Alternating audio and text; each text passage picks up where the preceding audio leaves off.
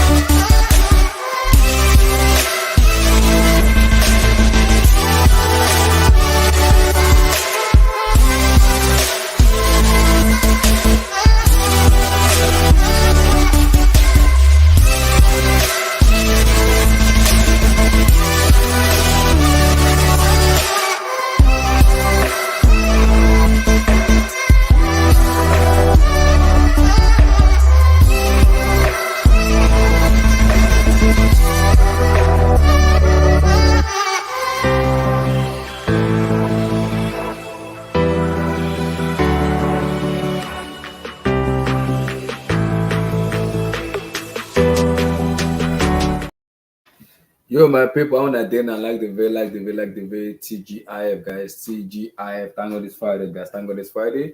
TGIF, my people, I want to then. I hope you guys are fine. I hope you guys had a wonderful weekend last week. Wonderful, beautiful Champions League, Europa League. Also, what a performance in some of the Europa League match.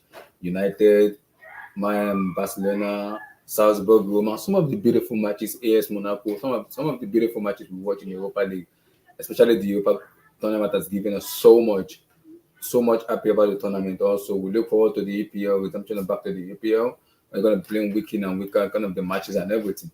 So surely we kind of enjoy the competition because it's a European competition. Surely we enjoy the European competition. Also now we're going to be talking about the weekend matches because we're going to talk about the Premier League matches from Arsenal to Chelsea to Newcastle to Liverpool to United. We're going to talk about them. We're also going to look towards next week Europa League a little bit because the second leg of the Barcelona versus Man United is coming up a second leg. I might do a post match then. I don't know. We're gonna wait and see. But it's been a beautiful tournament in terms of the European tournament. So like the vid, smash the like button, guys. My people, TGIF. Thank God it's Friday, guys. Thank God it's beautiful. It's a beautiful Friday, beautiful weekend, beautiful Friday, guys. Thank God it's Friday. I hope you guys are beautiful, doing very well. It's a beautiful Friday, guys. Make sure you like the vid and make sure you subscribe. Make sure you subscribe to the channel. Make sure you like the vid and guys, smash the like button, guys. Smash the like button. So, guys, let's talk about Neymar Junior to Chelsea because I'm a little bit confused with Neymar because I love Neymar because I know how good of a player he is. But if we're gonna retain Joao Felix, I don't think we need Neymar if we're gonna retain Felix because Neymar is more of a number 10 now rather than a left winger. So it's more of a number 10 rather than a left winger. So I'm kind of, in as much as I want Neymar, we have Felix, which I'm happy about. I'm happy about. I'm happy about him. So I don't know why we're going for Neymar because I'm happy about Felix because he's kind of playing very well. He's giving us what I want in terms of performances, showing up and everything. So I'm kind of confused when I'm hearing the board wants to go for Neymar. I'm like, are you gonna go for Neymar because of the endorsement or because of the sponsorship and everything?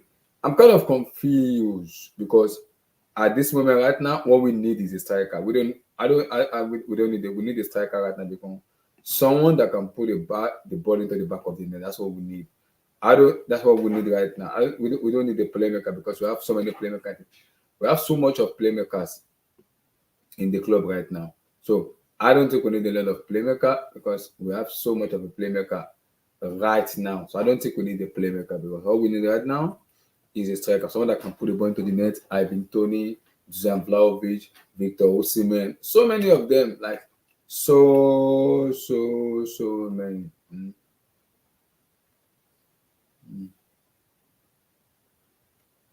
So many. So many. So guys, we're gonna have a serious conversation because my question is why are we going for Neymar? I don't think we need him because we have Felix. Christopher Lukunku is coming also in the summer too. I don't think we need Neymar. I don't think so. I don't think we need him because in as much as he's talented, I do not think we need him. I don't think we need him. So whether people agree or not, I don't think I like NEYNEY. I like NEYNEY. I like NEYNEY because NEYNEY, I like NEYNEY, but I'm not sure if the kind of player we need right now because we have so much kind of stuff to fix. We need to fix the goalkeeping error. I'm not trusting Areza Balaga. That Harlot. I don't trust that Harlot. We need to also fix the midfielder. Are we buying Zakaria permanently? Because we're still gonna get a new midfielder. Mason is leaving. Gallagher might leave. Ruben have to shake my leave. So we need to replace Mateo Kovacic take my leave too. N'Golo Kante is 50-50. So we need to revamp that midfield. And so yes, maybe buy 2 or 3 midfield. After that, we need to get a striker. It's very, very important because the summer is gonna be like May, June, July. So we have to make sure our transfer is done early before the transfer window start because before the season start. Because if our window start early, we finish early and before the Premier League start, that give us time to prepare for football matches, look at work on the weakness of the opponent and the strength of the opponent, and make sure like we're ready for the new season. Because I don't want a situation where like last year where it was very, very late because we did our transfer very late and it was a little bit of a mismatch. I don't want that in the club because when you're getting a mismatch, it's a little bit difficult when you get a mismatch. It is difficult when you get a mismatch. So I don't want a mismatch. I really want I want us to do our transfer early, quick, precise, efficient, and ready. So it make it more easier if we do. It make it more easier if we do that. It make it more easier if we do that because we need to make sure we do our transfer very, very early. We need to make sure we do it early. So when the season starts, we know we're not lacking behind, and we know we kind of on point with we're on point with what with the new season coming up. We're on point with it. So I want to make sure we're on point with the new season, which is very, very, very key and very, very, very, very important. It's very key.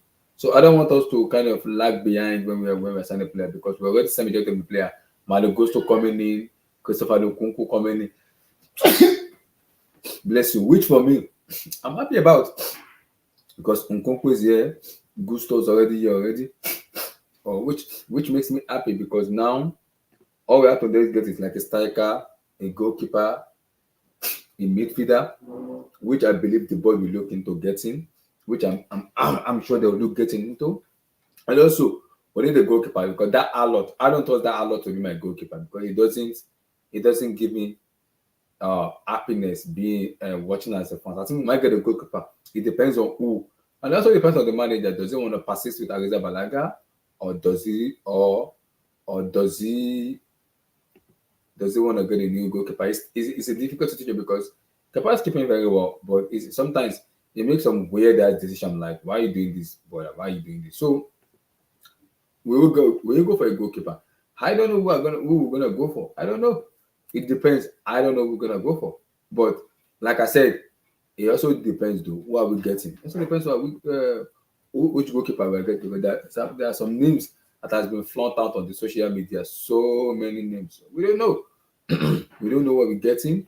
But what I know is we're gonna be going for a goalkeeper, a midfielder, and a striker, which is very, very important. So in terms of the wings, Ziyech can leave because we have none here. We have Sterling too, who can play on the right wing also too. We have MIKEL Madrid. We're also gonna be going for Nkunku. If Felix is staying, I expect Nkunku to play more on the left wing. If Sterling is staying, so to give more time to MIKEL Madrid to create that competition for the both of them. So it can also work too because you have to create that competition also too. Yes, there's Felix too, who can also sometimes Potter could switch between Felix and Nkunku to play behind the striker. So which is very good because sometimes in a squad you need because in the squad you need competition. Because without competition you can't win a football match. It's very, very important and it's very, very pivotal in the club. So you need competition. And once you have that competition, it makes life more easier for you when you have that competition. So I think competition is very, very key, especially when you're talking about sport. It's very, very key when it comes to football sport. So competition is key. It is key because yes, we have Felix, but my problem is if you are bringing Neymar, where does Neymar play? Neymar is a number 10. We are doing everything to do to keep Neymar. Neymar is a number 10. So if you're gonna bring it, we need it for me. We need the striker first before we even go for Neymar. I love Neymar. I want Neymar. But so you have Nkunku who can play as a number 10. You're gonna play him as a left winger. You have Neymar with Felix playing together. Imagine giving Hansi Flick and Neymar. It is possible, but the problem is we don't know what the board is gonna be doing with Potter come end of next season, come end of the season. We don't know. It's gonna be the new manager coming in next season. I don't know because the manager could say, okay, we might let him go. We don't know. So it depends on what the manager thinks because they're gonna do a proper evaluation for him.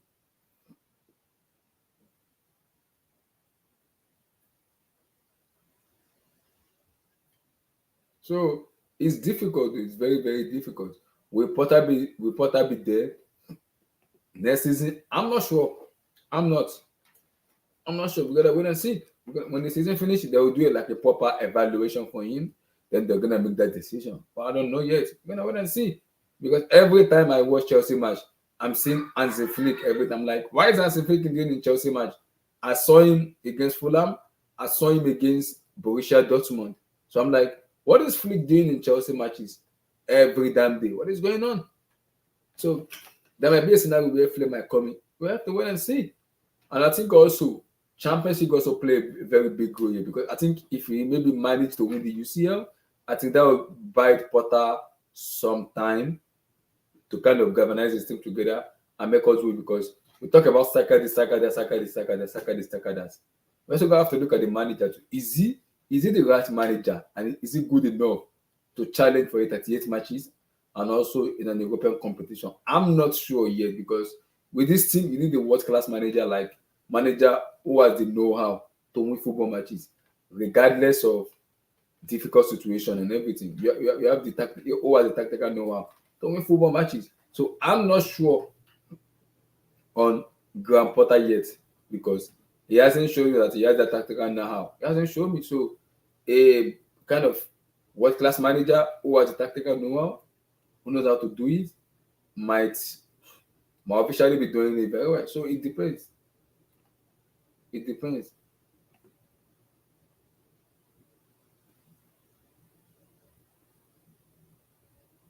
It depends though.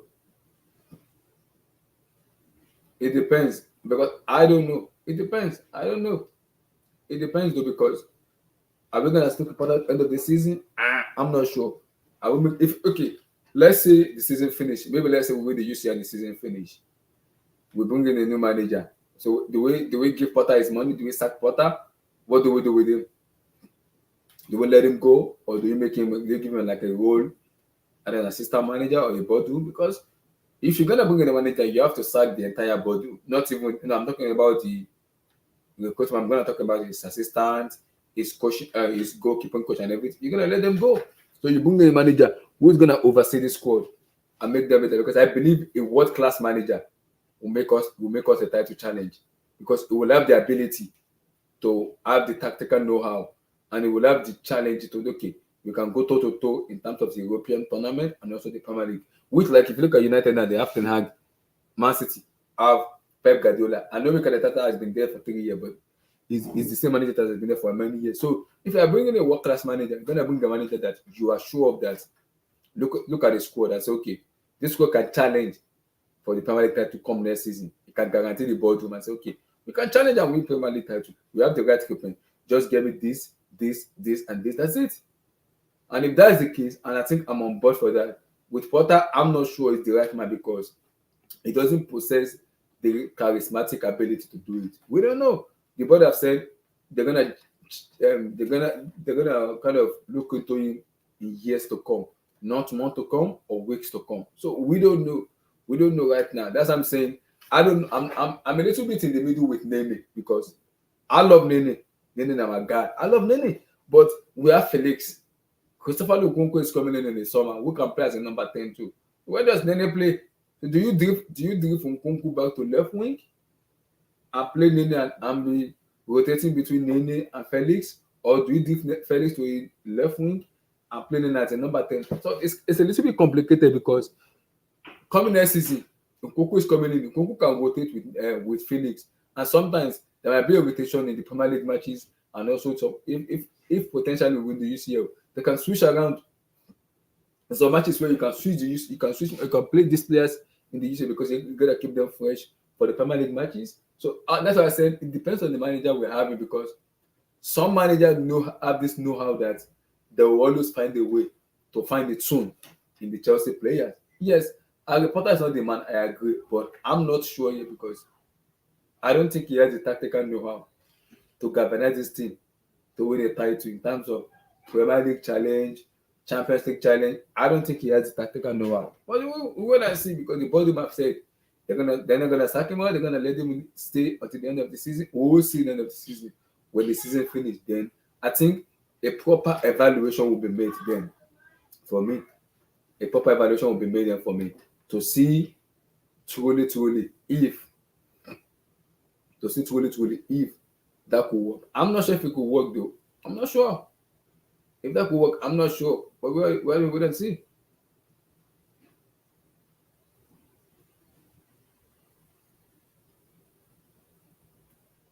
We have to wait and see.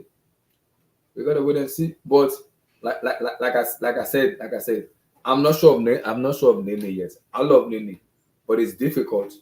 So Vote for Fit said, I will take him. Why will you take him? Vote because potentially we are looking to get Felix in a permanent deal. So why will you take NEYNEY? And where does he play? Because Nkunku is coming in the summer. Where does NEYNEY play? So imagine giving as a flick in Neymar. It's difficult because the way Felix play, I like the way Felix play. I love Felix, and I see I think Felix is a damn good coach. I like him too. Because of what he won in Bayern Munich and the way he plays football. I like him too. But my worry is he played a high line football, which I'm a little bit skeptical because if you're going to be playing a high line with Thiago Silva, I'm worried. Badiashile, I'm good with Badiashile in terms of the defense. But Silva, because of his old and everything, I'm a little bit worried. So I'm a little bit worried. That's what I'm saying. Do we really need NEYNEY? I don't think we need NEYNEY for me. I don't think so because we have enough creativity around where I don't think we really need NEYNEY. What we're going to need is a striker, a midfielder, like two midfielder, and a goalkeeper. I think we're fine with the left back, right back. We just need like a two midfielder, a out and outside car. Let's go for Birmingham, fine. One alone, Fafana, maybe not. Amanda Boya is coming back. We need the direct number 9. We can give us that. And I think if you give Boja chances, Boja will score some of those goals because I think he has that ability too. But I think he's young, so I don't want to put up too much pressure. I like Boja. For me, I will possibly take Boja if he's not injured ahead of Fafana and ahead of that veterinary doctor for me. So let me read the chat. We don't need him. He's going to what? Okay, he's going to destroy the team because we have young players. Yes. He left to play for his team, but Adegoke, shout out to you. Let me send you some clap, brother. Shout out to you. Guys, send in super chat.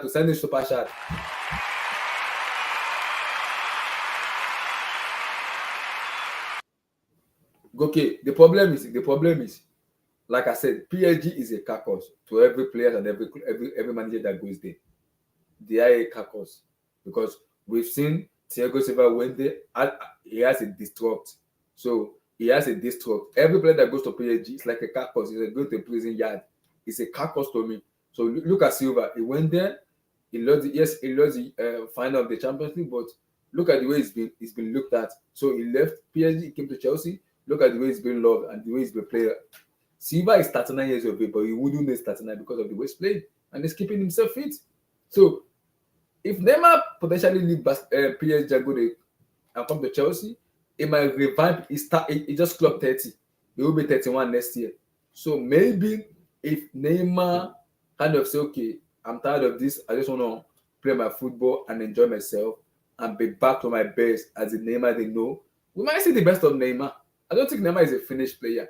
I just think because of the way the PSG is being moted, Mbappe this, Neymar this, because Mbappe has his own fanboy, Neymar has his own fanboy, Lionel Messi has his own fanboy, Verratti his own fanboy, Donnarumma, Sergio Ramos. There are so many big names where it's a little bit of problem for me because now it's like PSG is like a carcass for me where there are two more superstars.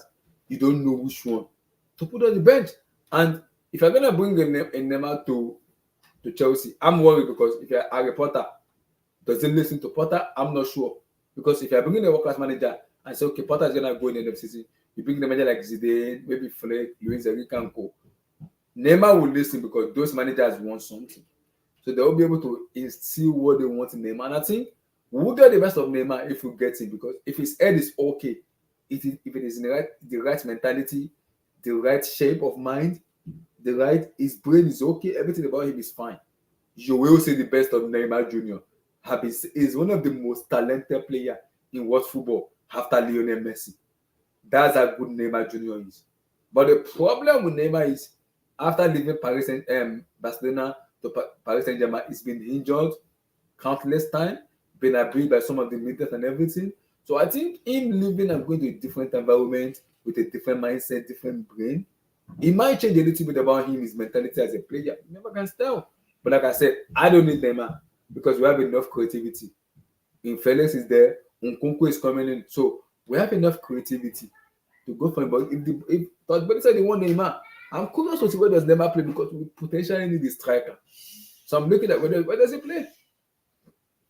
Because we need a striker. Where does he play? Yes, exactly. Okay, that is my fear. That's my fear, Goki, because a good coach is very, very important. I'm not sure. A reporter here. That's my fear with him because is he the right man to take us forward? I'm not sure. I think that there's gonna be evaluation in the summer where I think the board will evaluate Potter when the season finish. And I think it also depends on where we finish. Though it depends on where we finish. If we finish higher, let's see. Because if we don't win football matches, for me, Potter will get sacked. Because we have to win football matches. There's no excuse anymore. Potter doesn't have an excuse anymore not to win the football matches. He has no excuse. So if we don't win, it's on Potter. It's on Potter. It's also, we have to wait and see. I'm not sure. I'm not really sure because I'm in the middle where I don't know what the body wants. So the body wants to keep him, like the report from the Athletic who said they want Potter for the years, not the months. So that's I'm like, they want to keep him for a very long time. But is he the man to challenge for the Premier League title next season? I'm not sure. Bringing Neymar has an ego, and every player has an ego because he wants to win. He's talented, but we are building a core of a young person of under 23 squad where it's an excitement squad. Yes, you want to have an old egg, but bringing Neymar in I'm a little bit skeptical because I'm looking at the coach. I'm like, is Potter the right man to coach Neymar? That I'm not sure. That I'm like this. I'm not sure. Is it the right man to coach Neymar Jr.? I'm like, I'm not sure because this is a little bit complicated for me. I don't know. Is it the right man? I don't know. It might be. It might not. I'm not sure with him. I'm not sure. So it is complicated with Neymar because I love Neymar. I want Neymar, but it is very, very complicated. And because of the coach we have, I'm not sure. I would have loved to have a new coach when the season finish. When the answers everything, when the season finish, have a new coach, and then the new coach analyze it and say, okay, we are ready. We just need this, and let's move. Because I believe a world class coach that is far more better than Potter will get this team compete. I can guarantee you. This team just need a few pieces: a striker, two midfielder, a goalkeeper. We are ready to go, guys. Believe me, we are freaking ready to go because we can challenge. This team is talented enough to challenge. It's talented enough to challenge, but the manager, I have a question mark on it, as I'm not sure. So Goke said, I think they are saying that because they don't want the players to change. They don't want the players to change. They will sack him. Okay. Okay, I get you now. So you said you're thinking they don't want the player to know that, oh, we're gonna sack Potter. They're gonna be playing rubbish football, losing their mind, losing their. Oh, I get you, I get you, I get you, I get you. But sometimes, okay, you need to understand sometimes that sometimes in football you have to make the right decision, because if the decision you're making doesn't favor you, you're gonna make the right decision. You're gonna make the right decision, man.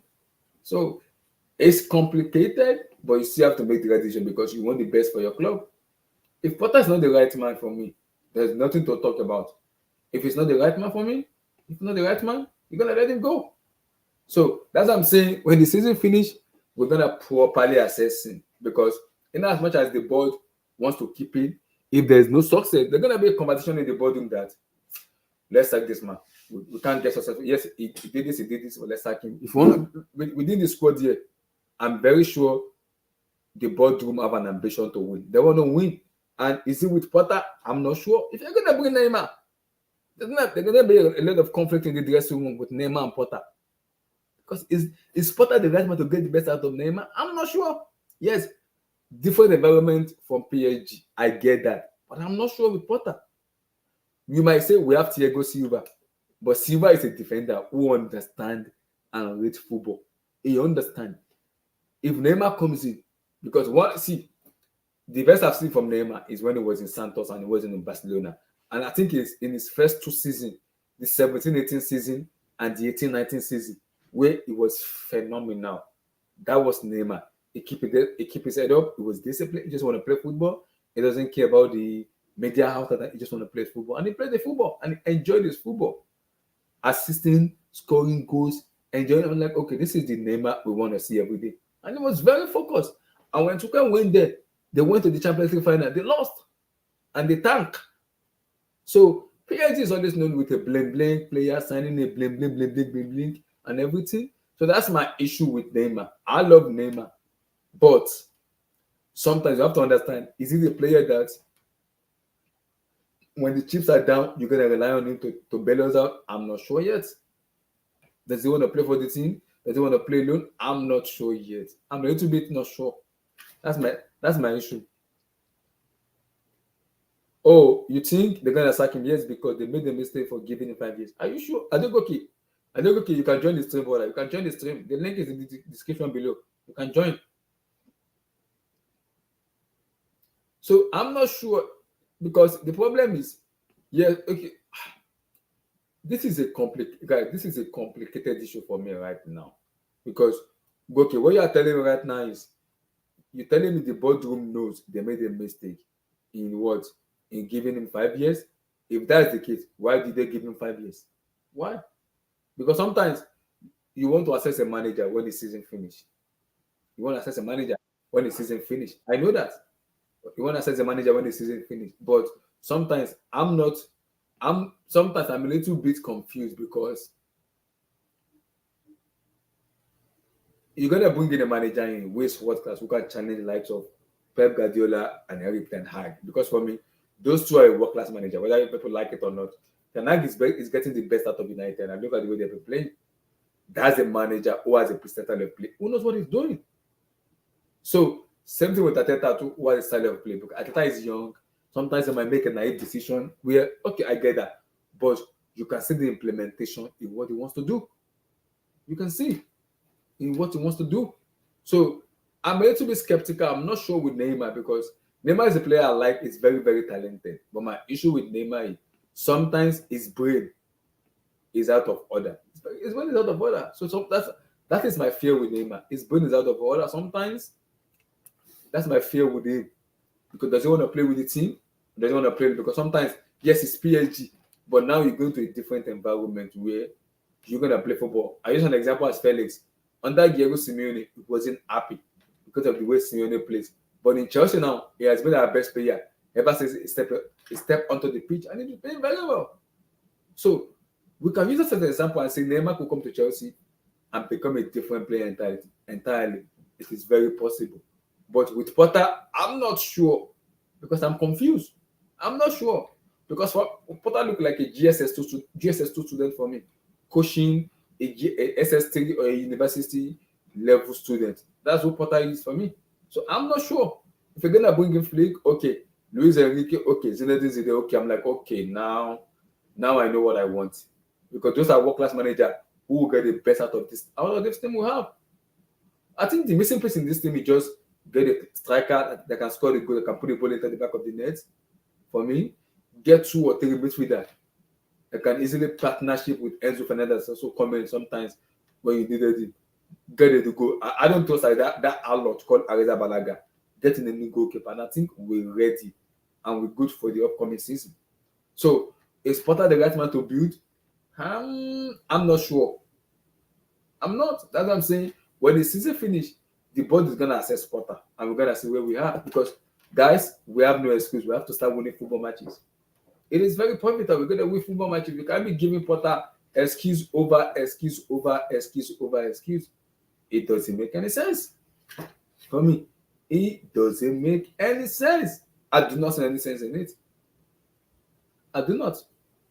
For me, it doesn't make any sense. I keep telling you again, it doesn't make any sense because we cannot keep saying Potter needs time, he hasn't got his player, the new player needs to gel. For how long is it gonna keep happening? You're gonna give him this same excuse over and over and over and over. It doesn't make any sense. So I think the board has to make a decision. Do they stick with him coming to the next season? Because sometimes you might admit you made a mistake and just like kind of sometimes you might just like okay, I think I made a decision. I can just let this man just go, pay him off, and just let him go. So this is my question to the boardroom now. Is the Chelsea boardroom like Todd Bowley and Egbali? Are they willing to take an L and say, okay, we've made a mistake by giving this man 5 years? Then just thank him and just pay him his money and go because we don't think he's the right man. But because you're gonna be building this team now, you're gonna be building because you're gonna build your manager who's gonna align to what you want. Zidane, I don't think he's gonna work with young players. Enrique will work with young players. And the Flick will work with young players. I don't want to say it, Mauricio Pochettino will work with young players. He knows how to develop players. So I'm not sure about Zidane because Zidane need a ready-made player for him to work. So I'm not sure. With the player we are buying, you need the manager who will get the best out of them. That's how I use Eric Ten Hag as an example because people might say the Dutch league, but they came to United. You can see the impact he's making. So I'm in a situation where I'm not sure. I love Neymar, but with Potter, I'm a little bit unsure of that because it doesn't fill me with joy going to next season. But we'll see. We'll see. David, how you doing, brother? David, are you there? David, Qatari, are you there? David, are you there? I think David is not talking. So for me, I say I get what Adegoke is saying. I get what he's saying. I get what he's saying. But for me, I love Neymar, but we have to wait and see if it will work out for us going forward. Because my question I'm asking myself is, we need a striker. Why are we going for Neymar? Striker should be the priority first. That is the number one priority. We need to get a striker. It is very, very pivotal. It is. It is very pivotal. We need to get a striker. It is very pivotal because if we don't get a striker, how do we score goals? How do we score goals? Because We need to score goals. Whether we like it or not, we need to freaking score goals. We need to.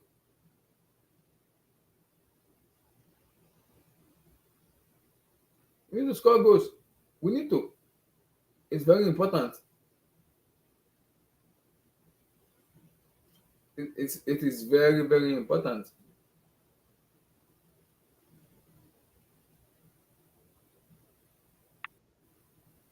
It's very important. So I'm not sure. I'm a little bit not sure about it. David, are you there now? Hello? David, are you there? Hello, hello, hello, hello, hello. Dahoud, sorry, my bad. Dahoud, are you there? Dahoud, are you there? I don't think he's hearing me because I don't think I can even hear him at all. I can't even hear him. So Dahoud, if you're hearing me, I can hear you. Maybe you need to go in and come out. We can't hear you maybe because of your mic. I can't hear you, brother. So for me,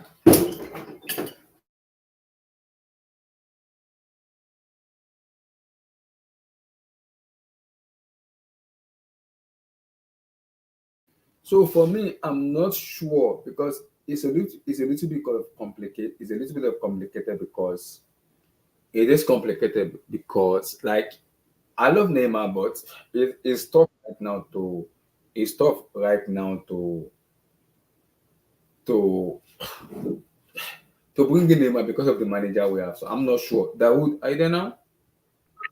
Are you there? My, Can you hear me?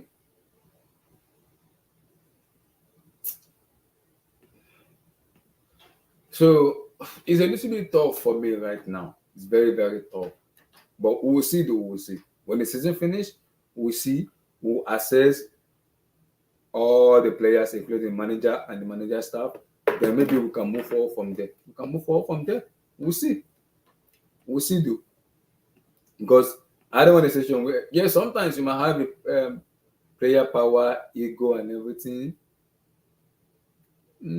It happens, player power, ego, and everything. Sometimes it happens in football because you want to win. So you want to win. So it's understandable. You want because you want to win. So it is very, very understandable because you want to win. You want to win, but we'll see though. We'll see. We'll see. We'll see though. We'll surely see. So guys, like the video, guys, like the video, smash the like button, guys. Get that freaking like up. Guys, send in your boy super chat to your boy need money. Send in super chat, guys. Send your boy super chat, guys. Send us super chat, my people. Send us super chat to my people. Send us super chat. Send us super chat. It's very, very important. It is important. Send us super chat. So for me, we will see do because if you're gonna bring in a player like this man here, you have to look at the manager. Is it the man to lead us forward? I'm not sure. I'm a little bit skeptical. I'm not sure. I'm not. I don't think so. That's me. I do not think so. That is my fear. Because I don't think so. That's my fear. I don't know. I don't know. I don't know. We'll see though. I don't know. I don't know. We'll see. We'll see. Hey, thank you, Adegoke. Super sticker. Brother, thank you. Thank you.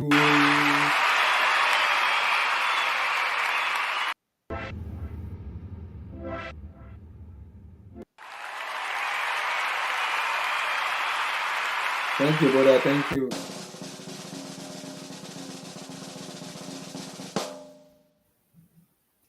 Thank you, super sticker. Thank you. Thank you, Adegoke. Thank you. Thank you. Thank you. Thank you. Thank you. Thank you. Guys, smash the like button. Like the video, guys. Like that video. So for me, I don't know. We have to wait and see, though. We have to wait and see. I love Neymar, but with the way we are building this team right now, I think what we are missing right now, apart from the players like the midfielders, the goalkeeping, the striker position, I think we need a coach. I don't think Harry freaking Potter can lead us forward. I don't think so. We need a coach that can go toe to toe with the manager we have in the league, like Pep Guardiola and Eric Ten Hag. You need a manager. I don't think Potter is the right man. That's my fear. Because we have this squad. This squad can challenge, but the manager, I'm like this. I'm not sure. I'm not, but we'll see though. We'll see. We will see though. We'll see. So let's talk about something else entirely. Let's talk about something else entirely. We'll see though. We'll see though, because I'm not sure. I'm not sure entirely because Nene I'm a guy, but to bring the Nene with Harry Potter, that's a mismatch. That's like it's a mismatch for me. I'm not sure. That's gonna cause a lot of conflict and a lot of problem. I'm not sure. Adegoke, how you doing, brother? How you doing, brother? Can you hear me, brother? I can hear you. I can hear you. You're not speaking. Adegoke, are you there, brother? I can hear you. I can hear you. Can you hear me? Can you hear me? Adegoke, I can hear you, brother. I can hear you. I can hear you. You're not speaking, bro. You're not speaking. I can hear you. Okay. Oh, I don't know what's going on with this mic. Yeah, but I can't hear you. You need to speak. So the people in the chat can hear you. I cannot hear you. I can't hear you at all. I can't hear you. Maybe you need to come out and come in again. I can't hear you. So I want to talk about something again in terms of that. I want to talk about something again.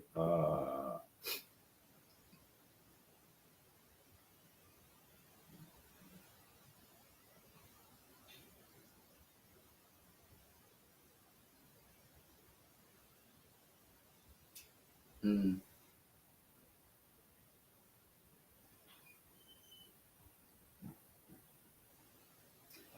So for me, let's see. Let's talk about John Obi Mikel's interview because I listened to the interview and I was impressed with what I saw with the interview because he opened up some stuff which we don't really know much about in terms of that.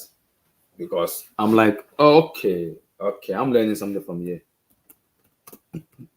Interview.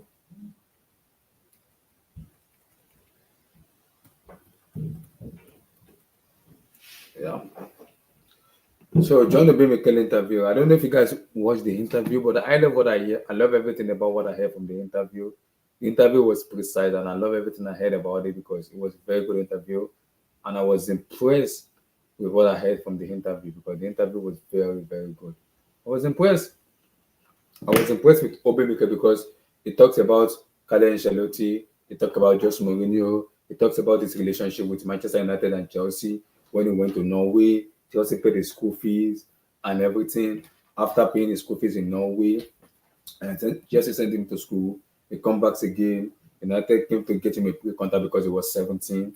And also when he clocked 18, Chelsea bought him was a lot of catastrophe that happens. So much more that happens in that interview. But I love the interview so much because I was impressed with what I saw. Because in football right now, the player we have right now are very, very fickle player. Very fickle. I wait for a bit. I heard that too. I heard that too. I heard that too. Yep. I heard that too. I heard that too. So because if you look at what Miyoto Ford he said, I think the 2012 Champions League final because he said those players there were a proper men there, a proper men because they know exactly what they want and what they want to do. Regardless of the manager this, manager that. That's what I'm saying. That the player we have right now, all of them are fickle, where they are too flexible in their mindset.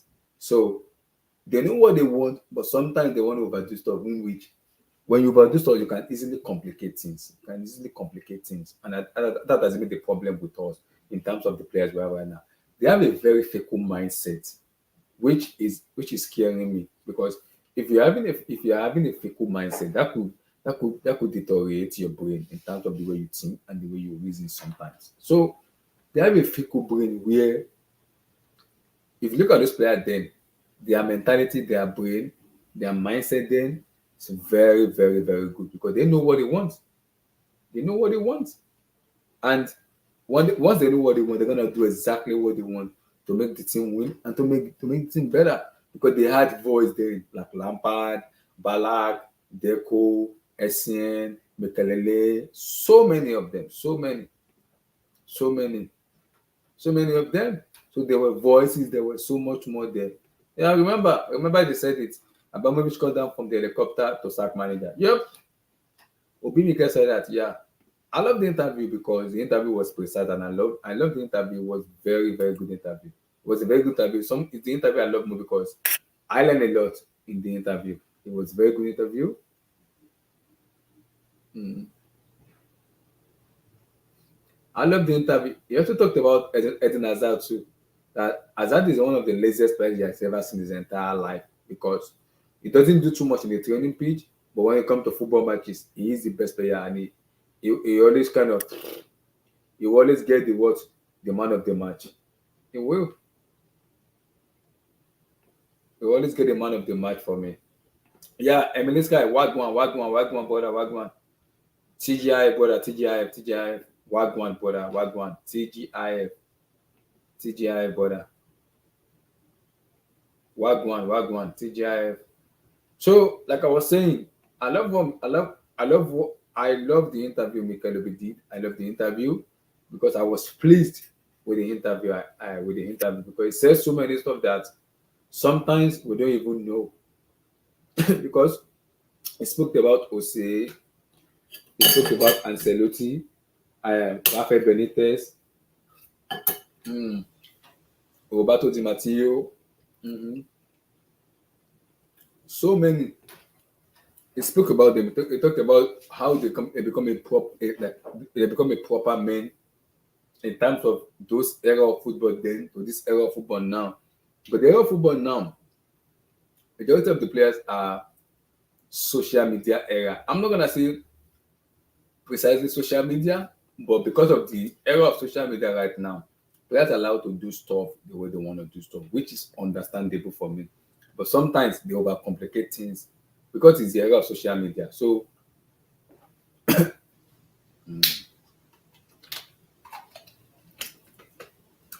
they believe they have the ability to do things their own way, which I don't blame them for.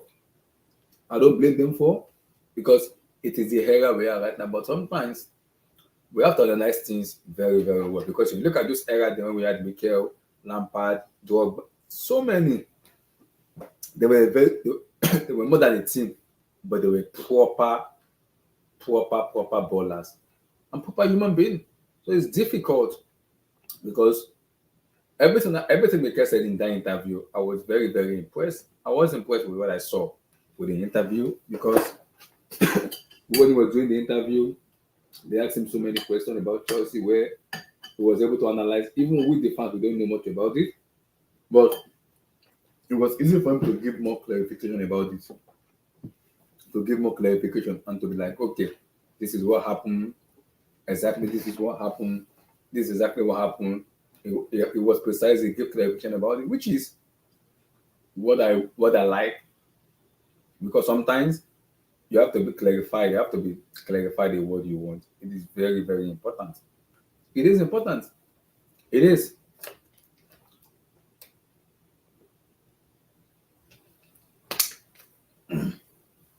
It is important because if you don't clarify what you want in terms of okay, this is what I want in terms of clarification and everything, it's gonna be difficult. So you have to make sure that you clarify everything you want. It's very, very, very, very, very important. You have to clarify it. You have to wagwan brother, wagwan. TGI brother, TGI. So you have to clarify, and I like what John Obi Mikel said in the interview because he kind of made mention of a lot of stuff where most fans didn't know about it, but later on when they kind of know about it, they were like, okay, so this happened. Yeah, so because if this doesn't happen, how will this happen? How will that happen? How will this happen? How will that happen? So they kind of made a lot of clarification about it, which I was impressed about what you were talking about when you see Abramovich come back from there. Abramovich will come back with his translator into the pitch. If you're not winning games, he will be ranting, shouting, and the translator is going to be translating to the players. Then they will say, "You guys go out and play football matches and win for me." That is Abramovich because he wants to win. So the next time you come in and you saw the helicopter, you know the manager is getting sacked. That is Abramovich model. So that's Abramovich model, where that is the model Abramovich instilled because he wants to win. He's a winner. He wants to win. So that is the model he instilled, which is very, very pivotal because as I'm saying, when I was talking about Neymar and Potter, because I was like, it will be difficult because Neymar is an egoistic player. He wants to play football and he wants to win matches, which I understand. But sometimes, if you're bringing a guy like Neymar, it won't, the balance of the team will not be okay. That's number one for me. And I'm looking at the manager. Is it the right man to coach Neymar? I'm not sure. I'm not sure. So I'm a little bit on the edge for that.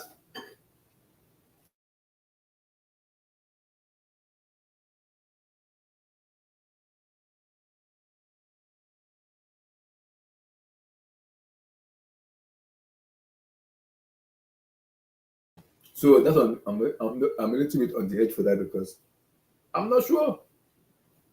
I'm not sure if it's the right man, but we will see though. We will see. For me, I love MIKEL because the years he spent in Chelsea was an exceptional. It was an exceptional year he spent in Chelsea, and I'm happy. I'm very happy, very very happy, very very very happy because of the consistency he gave us, the stuff he gave us. I was like, okay, I was very very happy with what I saw from John Obi Mikel. With with the consistency he gave us, with so much stuff he gave us, because it was Mr. Reliable. It was very consistent. It was Mr. Reliable. In that DMO, it was Mr. Reliable. Because he was very consistent. And he is very, very reliable. You can rely on Mikel Levy to give you matches. And he hardly gets injured. That's what I love about him. He hardly gets injured. That's what be Mikel for you. He hardly gets injured. So I wasn't surprised with the interview. I was not. I wasn't surprised with the interview because it's John Obi Mikel. So guys, let me go get a tea upstairs because it's a little bit cold right now. I want to get a tea. I'll be back, guys. I'll be back.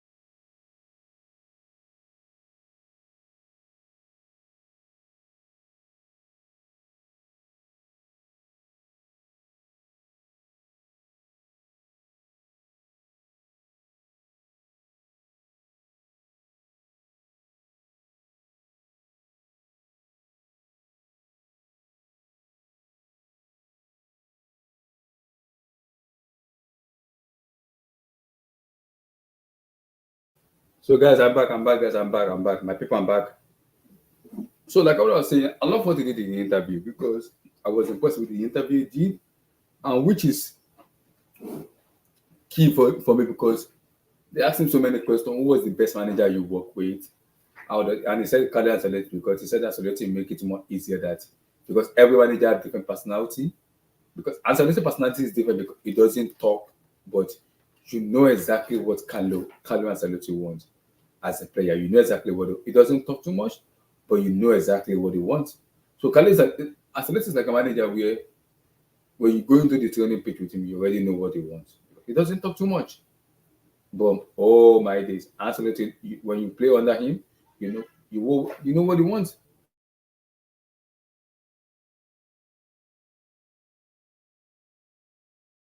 I'll be back. I'll be back. I'll be back.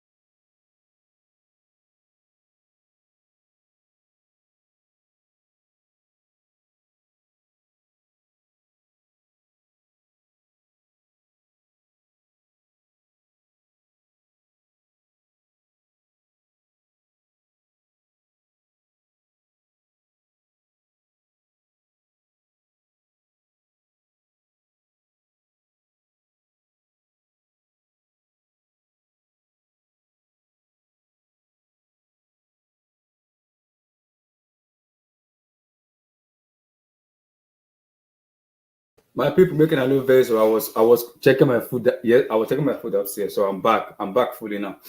So like what I was saying, I love the interview he was doing because it talks about so many stuff where I was impressed about and I like about it because he was talking about the manager, he was also talking about the players they have in those era where yes, in as much as there were so many fights in the dressing room, they also fight also because everybody wants to win. They have different and they have different ambition to win. So sometimes there might be a lot of hiccups and fight in the training pitch with players and players together fighting each other. So stuff like that happen where I'm kind of fascinated. I can understand. Sometimes there might be that fight. Everybody wants to win. We have the same ambition to win, which is very, very important. Because we wants to win. Everybody wants to win, which is key. It is very key because we want to win. So, but sometimes when there's fight in the dressing room, in the training pitch, the era of social media just pick up some stuff. I'm like, but it's all about winning because everybody wants to win. Everyone wants to win. Everybody wants to win. So I want to win like a fans. Another fans wants to win like a fans. Another person wants to win like a fans. Another person wants to win like a fans. We all have the same ambition. It's all about the way we kind of implement the ambition for it to work. Because we want to win. Everybody wants to win. I want to win. You want to win. Everybody wants to win. So it's all about having the same ambition, the same mindset, and the same stuff. So it's all about that. So we have to wait and see. We gotta wait and see. But I'm impressed with the money with what John Obi said because he said a lot of stuff and he did not regret anything about what he said because they asked him, did they regret about him joining Chelsea? He said no. Because sometimes player might say, they regret joining this club, they regret joining this, which is okay. I understand, but for him, because he has the consistency in him, where he was very, very consistent in his Chelsea entire career. And it was pivotal to most of our matches. If you look at the matches we won with John Obi Mikel there, he was very, very important. And he was very pivotal. He was very pivotal.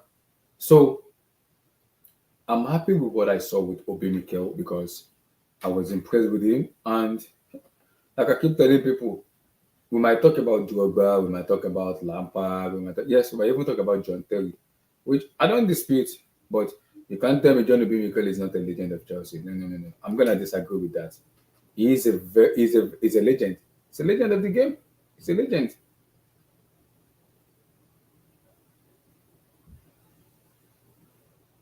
So he's a legend of the game for me. He is a legend of the game for me. And whether I would like it or not, whether I would like it or not, he's a legend of the game, whether I would like it or not. He's a legend of the game. It's a legend for me, whether you like it or not. So when you talk about legend like Lampard, legend like Terry, you gotta put John Obi Mikel there because he gave us the consistency we needed. When we look at it, he gave us the consistency we needed, and it was very, very pivotal to everything we do. From the minute he signed, I remember because he said it in an interview from Norway, Chelsea sent him to school, his family paying his school fees, his family school to monitoring him, giving him education, giving him life and everything because they was waiting for him to become 18 years. And after that, United came in when Ferguson flight from Manchester to Norway for him to sign a pre-contract. And Chelsea knew about it. Pre-contract was like, no, no, no, no. You're already 18, F it. Sign for Chelsea and he signed for Chelsea. And he said everything was history. And he never regretted it, which I'm happy about because I don't think an African player have succeeded in United. Maybe Jemba, but I'm not sure about Jemba because I don't think most African players will succeed in United. But if you look at Chelsea now, most African players, and he said then that the team that was reigning there was Arsenal, Manchester United. Then Chelsea didn't come, but he said we immediately challenge for Chelsea.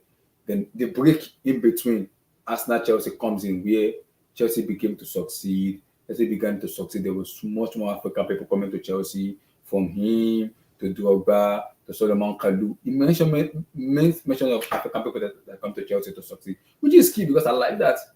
Which is key. I keep telling people the kind of era there were soldiers, there were like boys there who wants to play football. Not like this one we have now because this team right now, like the era right now, they are fickle. They are fickle team, but the one where those MIKEL era, Drogba era, they were like boys, men. Who knows what they want? Who knows what they want to do? Boys, men who want to do things, who will fight for the body and everything. So Wimika is a legend for me, whether people like it or he's a legend. And I'm having him as a player in Chelsea and also him representing the national team is a pleasure to watch. And the longevity he gives to us, my God in heaven, he's up there. He's one of my favorite Chelsea player and a Chelsea legend. One of them. Because that man gave us consistency, which is in modern football right now, you need it. Is it for me? Like it or not, is a Chelsea legend. 11 straight season consecutively. That is big. Mikel is there for me. I love the interview and I was impressed with everything from minute one to the end of it. Everything I heard, I love everything about it. So Blue Eyes, TGI brother.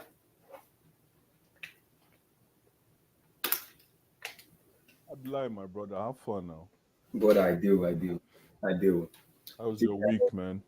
Yeah, put it good. TGIF, man. Chilling. I was Yo, big up to the comments, big up to everyone in the comments, big up, everyone out there. Hope everyone had a good week. I have Monday off, so I'm excited. I have a long weekend because I have a long weekend. I have Monday off.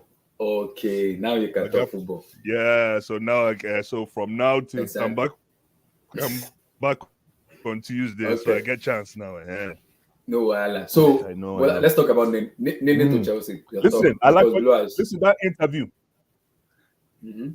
We're gonna talk about it. I want to talk about this interview first. Oh yeah, go ahead. Okay. Go ahead. No, we got. If you want to talk about NEYNEY later, yeah. If you want to talk about MIKEL later, we can talk. Yeah. Well, I just wanted to quickly talk about Neymar. Then you come to the interview stuff. No problem. Because this is my stand on Neymar, guys. Player that has gone to PSG. PSG is like for me, it's like a carcass for me, where it's like a prison yard for both managers and both players for me. With some players go there, and they have this mindset where when they go there, they are being camped. They can't showcase their talent enough. Many managers have gone there, they haven't succeeded. Tuchel is the only manager that has gone to the Champions League, to the final, and bring them. Look at Thiago Silva. He was the captain for them for so many years. What happened? So many agendas. He broke down, contract situation and everything. He left. Look at Silva now. Different environment, and he's playing good football. Silva is 39. So with Neymar, if he leave PSG to Chelsea, yes, different environment. Does he want to play with this? Because guys, I've seen Neymar play with the team when he was in Santos and Barcelona, and his first 2 seasons in PSG. Neymar was a different player because he was disciplined, he was willing to learn, and he wants to play football. He just want to enjoy himself. So this is my fear now. You bring Neymar in, I report the manager. That doesn't work. It doesn't collide. That's a mismatch for me. Potter, Neymar, that's a mismatch. That doesn't work for me. People say Todd Bowley might be another manager. So if you're gonna be another manager for me, okay, I'm like, who do you want to bring? Because these players for me, we need two or three midfielder, a striker and a goalkeeper for us to compete for the Premier League. We can't compete because we have these players are equipped enough to compete going to next season. But my fear is you're gonna let Harry Potter coach Neymar because I know how good Neymar is. After Lionel Messi, one of the most talented players in world football is Neymar Jr. We might talk about the shenanigans of the pitch and everything, but Neymar is a baller. He's a talented player, whether we like it or not. But my problem is you're gonna bring the Neymar with Harry Potter the manager. That's a failure. That's a Neymar is a baller. Absolutely. Keep talking, my brother. But bringing Neymar with Potter, blue eye. That's a negative. That's a negative F9 for me. It's not even F9. That's a negative F9.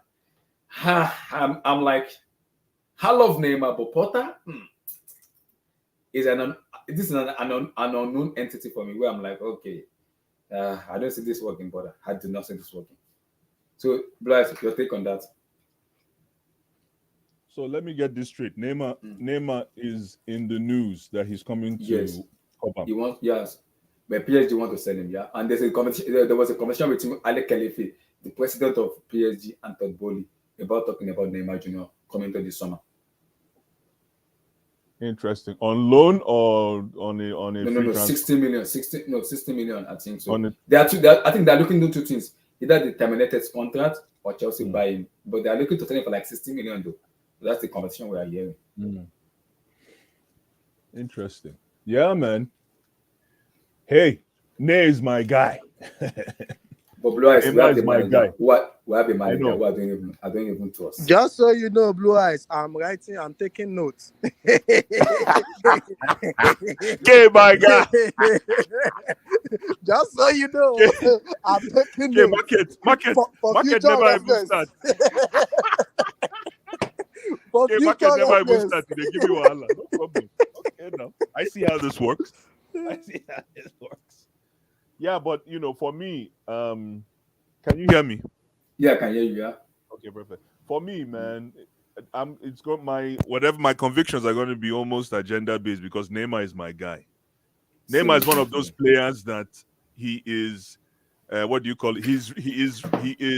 What do you call it? He's omnipotent to any formation you play. Mm-hmm.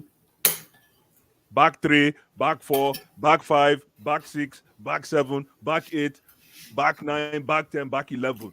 Which means he's just that guy. Mm-hmm. Now, I'm curious to find out how they'll structure that deal if it really happens. I'm just curious to know how they'll structure the deal. Because Chelsea wants to keep Felix. Nkunku is coming. Nkunku is a number 10. Felix is a number 10. Neymar is a number 10. How do they play? Me, I'm not even worried about the manager. How does he put them together? Because Neymar has ego. We know that for sure. He has ego. And the ego, he wants to win. I love that ego in Neymar. But my problem is the GSS2 puppies we have in our manager. It's a GSS2 for me. A GSS2 manager. See, it's like going to school now. You have a GSS2 student who is lecturing in SS2 or SS3. Well, that's a disrespect. That's a disrespect. Potter hasn't won anything. Neymar has won something. So, like, it's a mismatch for me. I'm confused. I am confused. Abdullah, for me, I think they should run away from this deal.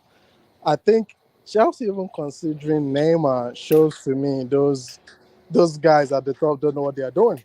You already have João Felix, and you're probably thinking about signing João Felix permanently. Why go for Neymar?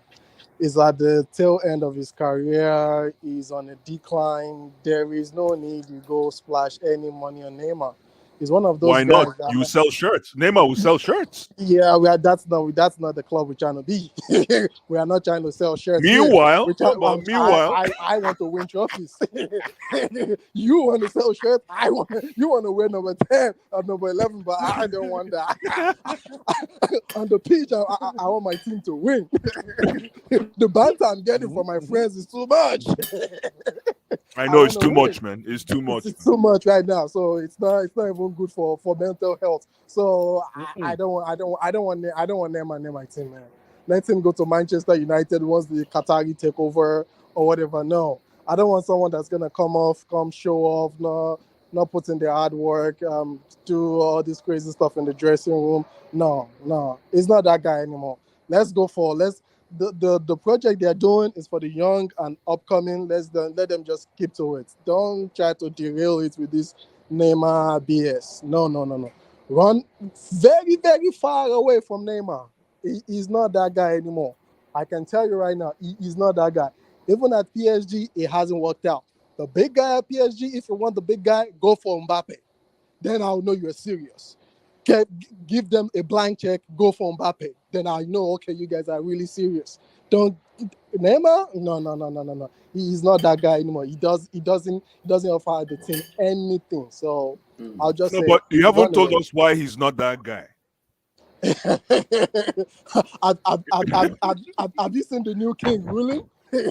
Hold on. Have you seen the new king? I'm asking you a question. You haven't told us why he's not that guy. One, this guy doesn't show up during the big games.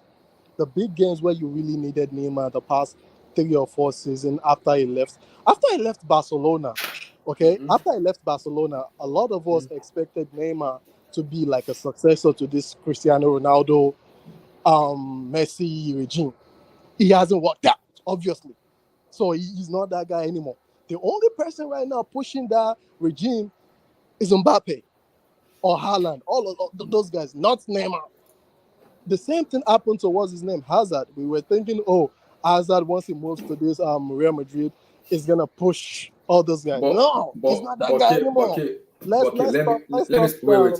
let me cut it short a little bit there. This past Let me cut game, it. let Wait, us wait. speak Let about me cut it short a little bit there because yes, me, I'm a big Neymar fan, but my problem with not even Neymar is PSG. PSG is a carcass for me where every manager and player that has gone there has been a failure.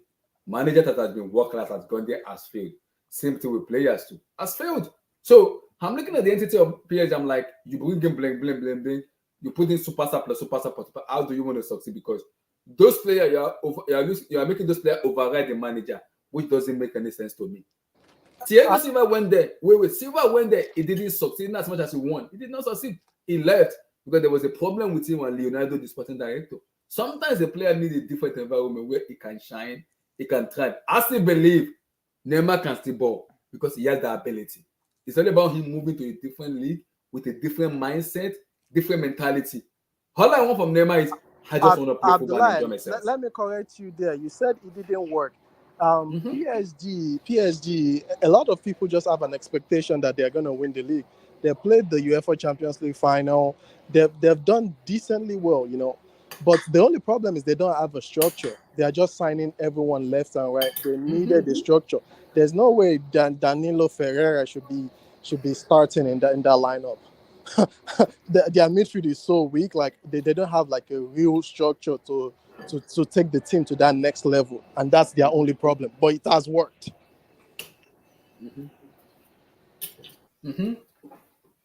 So, Blaise, your quick thing before I go to Abdul on NEYNEY. Blaise, you want to chip in something before I go to Abdul? You can go ahead. Go I need to get out and come back. My signal is messing up. I'm coming right back. Yeah, I'll be right back. Okay. Abdul, NEYNEY. Mr. Abdul, NEYNEY. Big up, everyone. Big up, brother. Okay. NEYNEY to Chelsea. Yeah, but is it what is it? Is it a rumor? Is it somebody? Yeah, the reports we're hearing is Todd Bowley and Khalifi, the president of PSG, has a conversation about Neymar in the summer.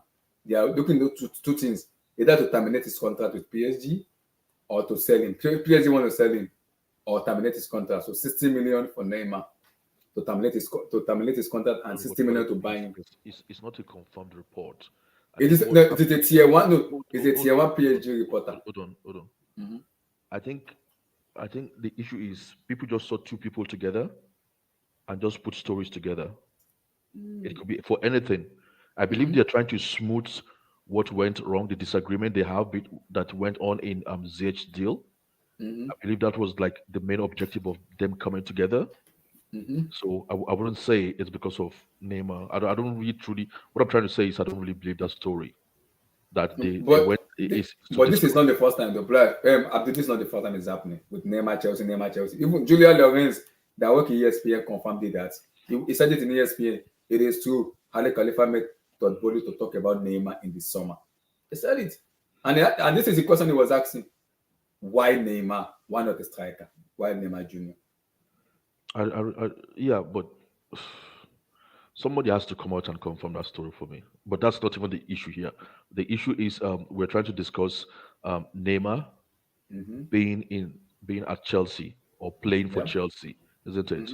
Okay. Yeah. So if we reduce our excitement or just remove the excitement, I've always thought Neymar is a fantastic player. Believe it or not, some people will claim is the best player that have come out of Brazil. Attacking player that's been come out of Brazil since in the past 10 years. Some people have that argument. You know what I mean? So it's not out of place to claim he's their number one superstar. But the thing is, I don't think there's anything wrong in Neymar's football. And I don't buy all that stuff they're writing about his lifestyle, if I'm to talk honestly. A lot of them are rumors, but I think he's suffering from a lot of injuries now. That's why he's in and out of teams. Like it happened against Brazil. Okay. He missed, I think, 1 or 2 games. And the reason we believed we knew he was injured is because we saw the injury in our own, on our TV. right in front of our own eyes. Yeah. So, but then he was injured. So I think if he comes to Chelsea, that's my fear that we're going to be seeing this pattern where he's going to play maybe like 10 games and then he's going to be out for like 5 games and then he's going to play 2 games and then he's going to be out for 3 games and then you know what I mean. So I believe that's the pattern we're going to see. So is what am I trying to say? It's a bit of a risk having him as the main superstar and then him not being available all the time. And you know what that's going to lead to?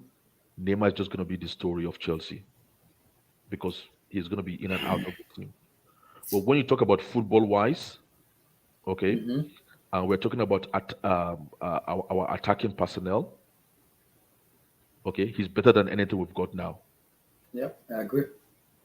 So, that's my only fear that he's not going to be available and regularly fit. And you know the Premier League is quite physical, so it's not a matter where you would say, okay, he's 22, he's going to grow stronger. He's not going to grow any stronger than he is now. He's not going to grow like physically out of his current body size. So that's how he's going to remain. So that's the only problem there. But if he can be playing regularly, then he'll be a very good addition for Chelsea, both on and off the pitch. I don't care what anybody says, but he's not going to be available. You know, we might even be struggling to have him for like 30 games a season. So what's the But point when you pay? I can a little bit back Neymar in this aspect by saying I've seen players go to PSG where they kind of just go there to tank in terms of the success you want from them, not getting it enough. So because we can talk managers because different managers gone there, they all failed. Same thing to players. So Ibrahimovic has Gelavexi, Cavani, so many. I can keep my Thiago Motta, so many of them. Thiago Silva too went there. He had the problem with the director of football and he left. So I say it again. I've seen Neymar play. See, apart from the shenanigans with the press and everything, if Neymar wants to play football, Neymar will play. I've seen him play that is consistently fit for 2 consecutive seasons. That was his first season in PSG when he first signed from Barcelona, and his second season, Yeah, but 17-18 how many and years 18-19. ago was that? How many years back was that? 17-18 and 18-19. Neymar was So disciplined. we're He talking wanted to about play like football. 6 years ago. So Kind of. for a footballer, that's a long time. You know what I mean? So I don't believe in all the other shenanigans. I think people are just looking for stories to write most of the time, or 80% of the time is just storytelling. But the thing is, like, he's got physical issues, and that's my Yeah, problem. but Because Abdul, even if you look at it as this season, even if you look at it this season, he hasn't. If you compare what they've written about him and what he's delivered for PSG, it's like a contrast. It's like two opposite sides. You know what I yeah. mean? But the guy has scored like 17 goals. This only February. You know what I mean? But the way they've But written Abdul, about him, you would think exactly, it's not even been at the club. But he scored exactly. like That 15, 16, 17 goals. Abdul, this is my friend because me, I want him to leave PSG because I still believe in my mind and in my brain, I still believe Neymar can still ball No, regardless of you're anything. He talking. can still ball. You're talking as a fan. You get me? You're talking as a fan. I'm saying like let's look at it from the footballing aspect. Look, I don't even believe Neymar was 100% playing for Brazil at the World Cup because we will have seen a different Neymar. So that's the problem I have. That is he going to be in peak condition on a regular basis? So it's not a matter of balling. We all know what Neymar can do with the ball. It's better than anything we've got now. Now, I'm not saying like in the future. Like currently, he's better than anything we've got now. All the guys we've got now, they can't touch him. Yeah. But then, what's the point if it's not on the pitch for us? And you've paid him like you've paid like 60 million, and you're paying him big dough every week. What kind of how would that have an effect on the atmosphere of the entire squad? So things like that is only those are the kind of things that gets me concerned. It's not like his footballing aspect. No, no. It's not his footballing that is getting me concerned. Well, but when you have a Because don't get it GSS2 twisted. student You can as a look at him manager, like a skinny guy who always laughs all the time. The guy is like mentally strong. yeah, I know. But the Remember way in the PSG press 2014, conference, the PSG conference has been holding for a very long time. I don't know what happened. I don't know what Neymar did to them. I don't even think it's all about because Neymar. they don't have any They other just, stars. They like this kind of thing, man. So they have to write about something that is more, that will, give them more clicks, that will drive the stories, that give them headline or something like that. they said Neymar is the same mentally thing very to strong. Thiago Silva. So Thiago Silva, Silva was like immediately left PSG. He has a breath of fresh air.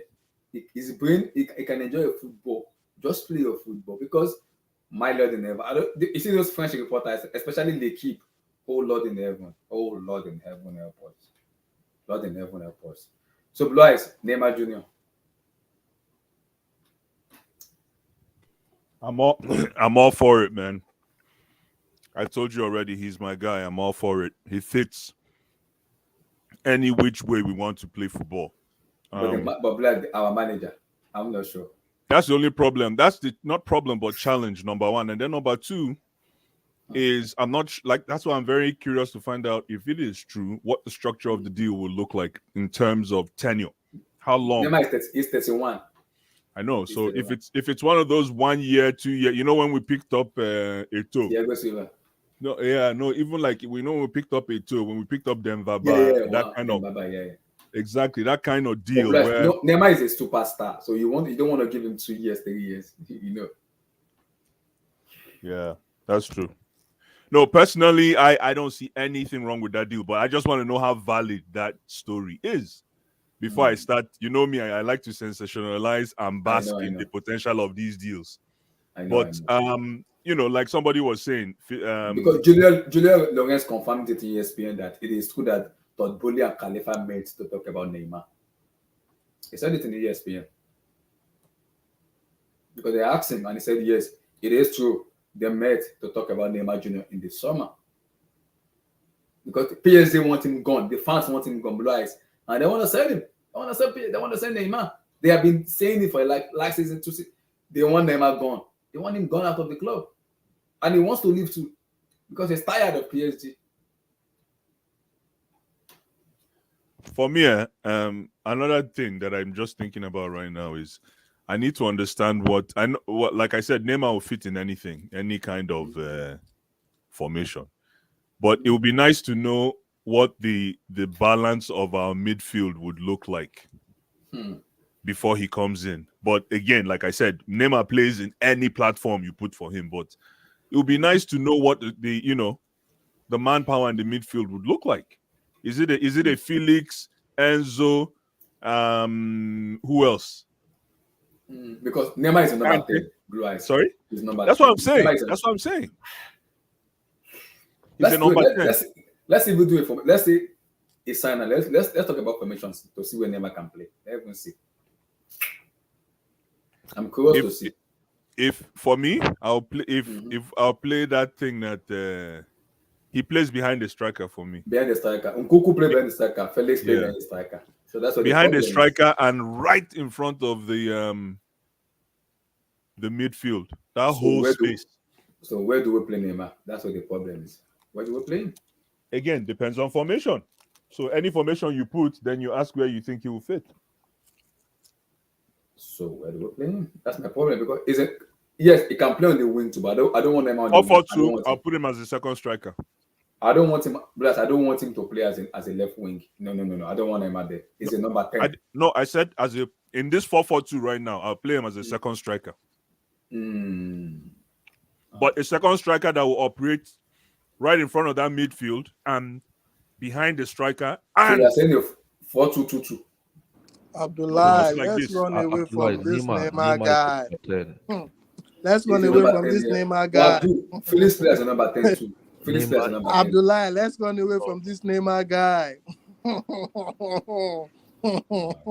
I want to know how valid this news is. If it's valid, then I'm on it, man. I'm praying it's not true, my guy. I'm Yeah. praying it's not That's true. why I'm not stepping on the gas yet. This is how No, Felix no, started, and as soon as no. I heard Felix and I confirmed that we asked for Felix, I stepped on the gas, man. Yeah, Felix. Yeah, I can see even the past few games he's played, I can see his talent. But this Neymar guy, no, run away, Oh, run boy, away for Felix your is life, missing man. goals, though. Felix is missing goals, my brother. That's because he's not sharp. All those chances, he'll be back Yeah, defending in Atletico. Adegoke said Mbappe Exactly. is one of the control PSG because of the contract they gave him. Like they said, he has his access to the player that come in and go out of. So Mbappe, they're not like, yeah. Even Tosi confirmed it here that there's a rift between Mbappe and Neymar. So PSG want to send Neymar. Neymar wants to leave too. There's an issue there. He wants to leave too. He wants to go. The only thing is if PSG will take Neymar Akim Ziyech swipe, I might do that deal. Yeah, sick in the head, man.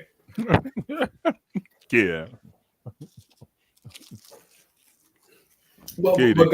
But guys, where does Neymar play? Because Chelsea are planning to keep Felix for permanent deal. He's a number 10. Nkunku is a number 10. Abdullah, we've already said it. Neymar, have you seen Neymar play something else apart from number 10? I'm confused because Felix is a number 10. It's number 10, man. Let me tell you something about this number 10, number 11, number 5, number 6. Mm-hmm. What happens, right? You can be a natural number 10. Mm-hmm. But for example, in a formation like 3-5-2, yeah. Tell me where a number 10 fits. Where? What do you mean? Where? Behind the striker. Yeah, in a 3-5-2 formation, where do you think a number 10 will operate comfortably? Behind the striker. No. That's what Blue Eyes is trying to say. That it depends on how you structure whatever formation you're using, because some managers will make a number 10 one of those 5 in the middle. Exactly. While some managers will put a number 10 as one of the 2. Exactly. Thank you. That's all I wanted to say. Thank you. So it depends on the manager how they mix it up again.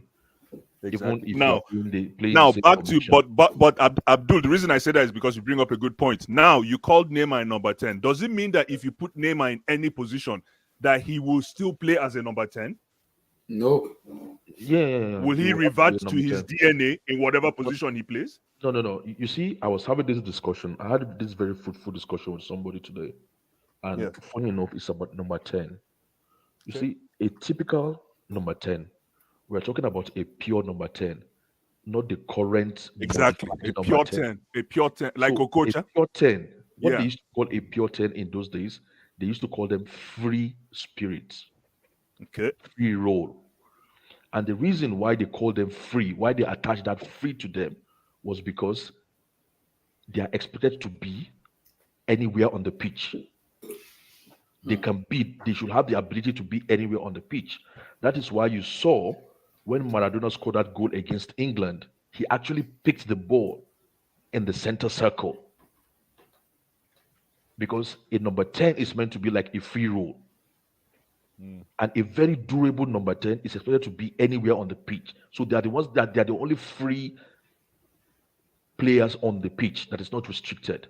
But you see, these days we now have like restricted number 10s. Exactly. Where they will say like, oh, even Messi when he was in Barcelona, he wasn't a pure number 10. He wasn't a pure number 10. No, because he was restricted to the left. Exactly. Iniesta and Xavi occupied that real estate in the midfield. Yeah. But Messi was a number 10 restricted to the right.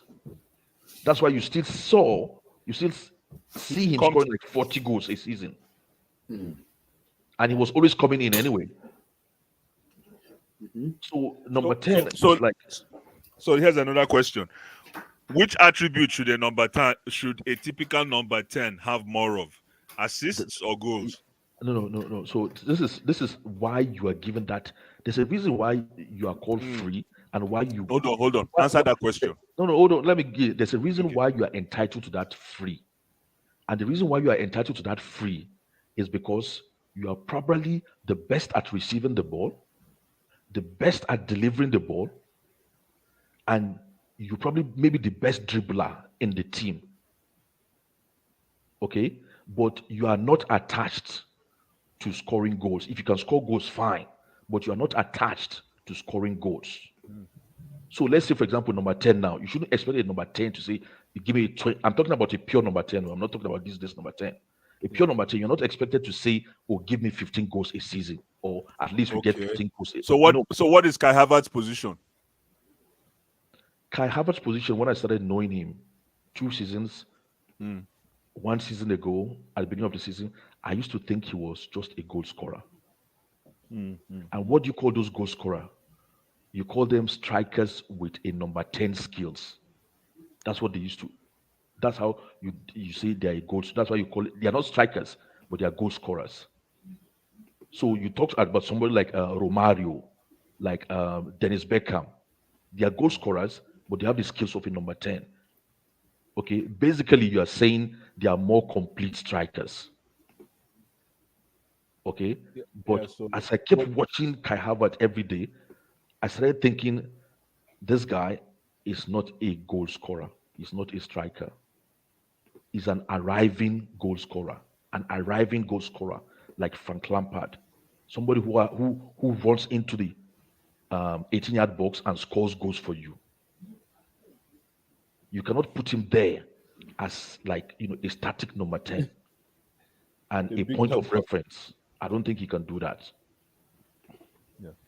So then it then begs the term. It then begs the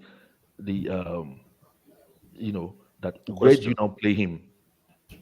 Now you cannot play him as a striker, but he has to be a forward because he's not a midfielder. So if you play like, for example, 4-2-3-1, the three behind the striker, he has to be one of them. You get it? He has to be one of them, not in the front himself leading. So that's how I see Kai Havertz now. Yeah. All I'm saying is, especially for Chelsea, there is all the numbers or all the positions up front are very fluid. Yeah. It is only Chelsea that has a team where none of the typical like a 10 is defined. The only defined positions right now is the two pivots, the pivot and the defense. At least you know who's where and where. But when you talk about our attacking crew, it is hard to tell which one is a number 10 because of, again, these very fluid positions: inside forward, outside forward, winger wing, inside wing, touchline wing, up front, blind, false 9, opposite 9, opposite 8. So it's hard, but I like it because it says to me that anybody who can operate in different positions, I like. But you know the problem, Blue Eyes, this Chelsea team is we don't have a traditional number striker. You see, if we had a traditional striker, it makes all the rest easy, even including those that are supposed to be fluid. Yeah. Because it actually, gives them more freedom when they know they don't have that responsibility of just looking for goals. And they know they have a point of reference. It makes their job easier. The problem is we don't have a number 9. You have to remember that I don't care what anybody says. I don't care what anybody says. But the thing is, a top team needs a striker, dedicated. I hear you. Scorer. I hear you, but here's the problem. The problem is people are forgetting that we're not talking about Chelsea now. I know, Abdullah, because I want to talk about that MIKEL interview, because that interview is a crucial point of history. That interview. Yeah, but anyways, I watched it. It was a very classy interview. What was I going to say again? We're talking about Neymar. Oh yeah, exactly. We're talking about we're talking about scoring. Good. Exactly. Scoring, We're talking about scoring. You're saying we need a traditional 9, and all I wanted to add to what you were saying, Abdul, is that people forget that we are coming out of, almost lack of a better way, damages since Frank Lampard, because we couldn't buy. We needed to really patch and manage the process game by game. So we needed to populate the midfield. The emphasis was more on a, like we always say, more on a committee style scoring structure because we needed to manage. You understand? So if you look at it, we've had a heavier midfield formation for the past 3 seasons, and the emphasis on that typical number 9 has not been there. Now, if you reintroduce it, like the days of Costa, the days of Drogba, or the days of Shevchenko, depend whoever you want to list or name. If you reintroduce that, that's fine. But just know that at that point, you have 2 midfielders that can bust the entire space. Yeah. You need 2 midfielders that can bust, when I mean entire space, from east to west to south to north. Then you know your striker can have food to eat. Because remember, we got Lukaku. And most of us that love midfielders, we always used to say, Lukaku, if Lukaku wants to succeed, he has to drop to the midfield. Yeah. Blue eyes. Yeah. The thing is, okay. As I was saying, I was having a discussion with somebody earlier today. Yeah. And most of the time, what we as football fans that we express is actually how we feel. We're not talking like really the real ball. And the media plays on our feeling a lot. You see, there is no great team in this world. National team, football club, women's team, youth team, a great one that will not have a goal scorer. You can then call that goal scorer what you like, which is the manipulation. Hold on, Blue Eyes. Which is the manipulation Tiki Taka did with the media. No, I understand the value. Let me just say something because you're going to go far now. You're going to go far. I understand what you're saying. We need a striker, but I'm just trying to say that there was a method to the madness of what we did in the past. What you saw when we played without a striker was a method to the madness because we needed to manage the process. I know we've needed a striker for past 10 years. So that's why I'm trying to stop you so we don't repeat. We're saying the same thing. But I'm trying to tell you the reason why we haven't had a striker in the past 5 seasons. I get you. Exactly. I totally agree with you. Yeah, that's all. So No, we need a striker from day one, man. From after Costa. But the process, unfortunately, and that's why I love my club. Circumstances, of course. You're right, man. I agree with you.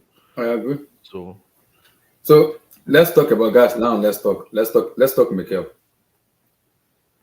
Because I was the interviewer and I was impressed with majority of the MIKEL talk, because when they asked him about which manager I kind of love to work with, he said Carlo Ancelotti, because he talks about Mourinho kind of being strict, but that's the kind of way he does pass his message to players. If he doesn't play well, he's gonna bash you. He did it to Salah and Kevin De Bruyne. He bashed them out of the team. That's Jose. But Ancelotti is different because Ancelotti doesn't talk. But as a player, you know what you want from Ancelotti because he doesn't speak, but you know it's done. Ancelotti. You see, it's your great grandfather. You gotta listen to him. So it's Ancelotti. So you also talk about when he went to travel to Norway. I don't think you said the Ancelotti part well, but go ahead. Okay. Because what he said is he prefers Ancelotti to Mourinho. You didn't say that. Yeah, he prefers Ancelotti to Mourinho. Yeah, he did say that. Most of them, even John Terry said it to the same guy. Yeah. So because the kind of training techniques Ancelotti does than Mourinho. So it's different because every manager has different techniques also. I also talk about when he went to Norway, he was 17, then Chelsea was paying his school fees, everything about his family. Alex Ferguson wants him there. Alex Ferguson traveled to Norway to buy him, to kind of send him to sign a post contract. And after Chelsea was like, what the fuck is this? No. When you are originating, we're going to buy you. And Chelsea came. It was like all the shenanigans that happened in the eventually he started for Chelsea, but he did not regret it. And they kind of asked him a lot of questions in terms of when he came in. He said when he came in, he was a number 10. But Jose said it to him in his he said, I want you to play the Makelele role because Makelele was about to leave. So I want you to play that role for me. And that was when he reverted back to a DM instead of playing as a number 10 there. So it's kind of explaining some of this. So I like everything he said. They also talk about the social media era of olden days era and the new era about Roberto Di Matteo. So many stuff when they win Champions League, kind of becoming a man, kind of so many stuff. I was impressed with everything Johnny B, because everything he said, I was very, very impressed. Very impressed. For me, he's a legend to Chelsea Football Club. Whether if you're Lampard, Terry, pick your legend. Johnny B. MIKEL is there. Pick your legend, whatever you want to pick, but B. MIKEL is there. He is there. For me, he's there. Gabulais, Johnny B. MIKEL's training. Talk. Yeah, man. I don't know what's wrong with my whatever, but it doesn't look like my signal is that good today. But anyways, yeah, that was a very, and this, it's funny enough, that interview is 3 months old. Yes. But for some reason, I don't know why it's hitting the airwaves now. I don't know. But yeah, man, I really enjoyed the interview. It was a fantastic insight into the day in the life of the true Chelsea legends. Just basically a day in the life of true Chelsea legends, from training experiences to locker room experiences to on-field experiences to off-field experiences to personal accolades to how he was actually, they told him already that he won African Player of the Year. He was just going to collect. And then on his way to go collect the award, Yaya Toure scored 2 goals. 2 goals. Yeah. And what game was that? Was that FA Cup final? Yeah, it was the Premier League when they won the Premier League. Yeah. Yeah, when they won. Because of those 2 goals, Yaya Toure won African Player of the Year. He said he got robbed. You can tell MIKEL is a straight up guy. He said he got robbed. He was straight up. He said, I got robbed, man, with a smile on his face. And then I like how he gave respect to N'Golo Kante. N'Golo Kante, yeah. He said, because they asked him, out of all the coaches, which of the coaches he hates the most? He said, Conte. No, Conte. He said because he wanted to go to Olympic. Exactly, yeah, Victor Moses. Yeah, I remember. No, he said as soon as he saw Conte, as soon as he looked Conte in the eyes, he said it's time. He said to himself, it's time to go. And then Conte brought N'Golo Kante, and MIKEL said, when you bring N'Golo Kante, you have no chance. I have no chance. He was very humble. He said it about himself. He said, you have no chance. He was very humble about that. But what interests me about that discussion is the fact that when Conte came, Conte said to MIKEL and Victor Moses that he wants them on his team. Yeah. But MIKEL said, I need to go to Olympics. And Conte said, no, you're not going to no Olympics. MIKEL said, I won't go, Abi. No problem. And he left the next day. So from then on, he already knew he was leaving the club out of that Conte experience. And then he talked, like you said, he talked about Norway. That was a very interesting. I didn't even know Chelsea was paying. Chelsea was paying his school fees. Yeah. They were even paying his family and because they were monitoring him too. Because they wanted to clock 18 to be able to sign. Exactly. But what happened is he got an invitation to go and play for Man U tryouts for under 15, under 16, and Roy Keane. Yeah. He said Roy Keane. That was before he went to Norway. Before he went to Norway. But anyways, I'm trying to tell you this story with Roy Keane. Roy Keane runs up to what's his name? Alex Ferguson. Talk about this. Talk about what they said about this guy. Let me finish just my story. Roy Keane runs to Alex Ferguson and says, Alex Ferguson, this guy has to play for us. Mm-hmm. So because said Roy Keane is my guy. I said Roy Keane really defended. Roy Keane was always checking up on him, making sure he was all right. That was like when he was like 15, 16 or exactly. He was about 15, 16 at that time. Roy Keane giving you respect at 15, 16. Imagine. Imagine at 15, 16. I didn't even know that part of the story. Mm-hmm. So this guy is, and then the interviewer was so brilliant. He said, there's only 3 players that have denied Man U, that have rejected Man U. MIKEL Obi, what's his name? Gaza. Gaza and Shearer. Alan Shearer. And MIKEL is the next person. MIKEL said it was a brilliant interview. Listen, I enjoyed every piece of that interview, and this is the first time I've seen a few of those in Nigeria, but I've never seen one of those across. He's done a few of those in some radio stations in Nigeria. No, but I told you guys that instance that he was actually at Man United as a young boy. Let me just finish. Let me finish and then you go. Let me just finish. I have one last statement, Abdul.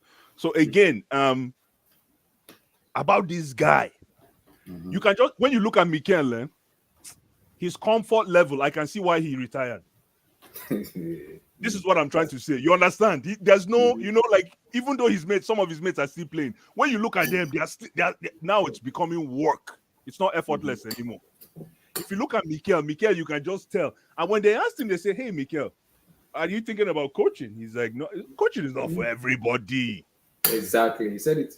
Coaching is not for everybody. He said it. And and then I love when he talked about people fighting each other during training, and they just step aside and let the egos take care of themselves. Yeah. And he prefers Kante to Jorginho. Like, you can just tell it was a very personal man to. You have to talk about Abramovich helicopter, blue eyes. And then when you talked about Eden Hazard, that one killed me. Oh my god, that one finished me. That one was finito.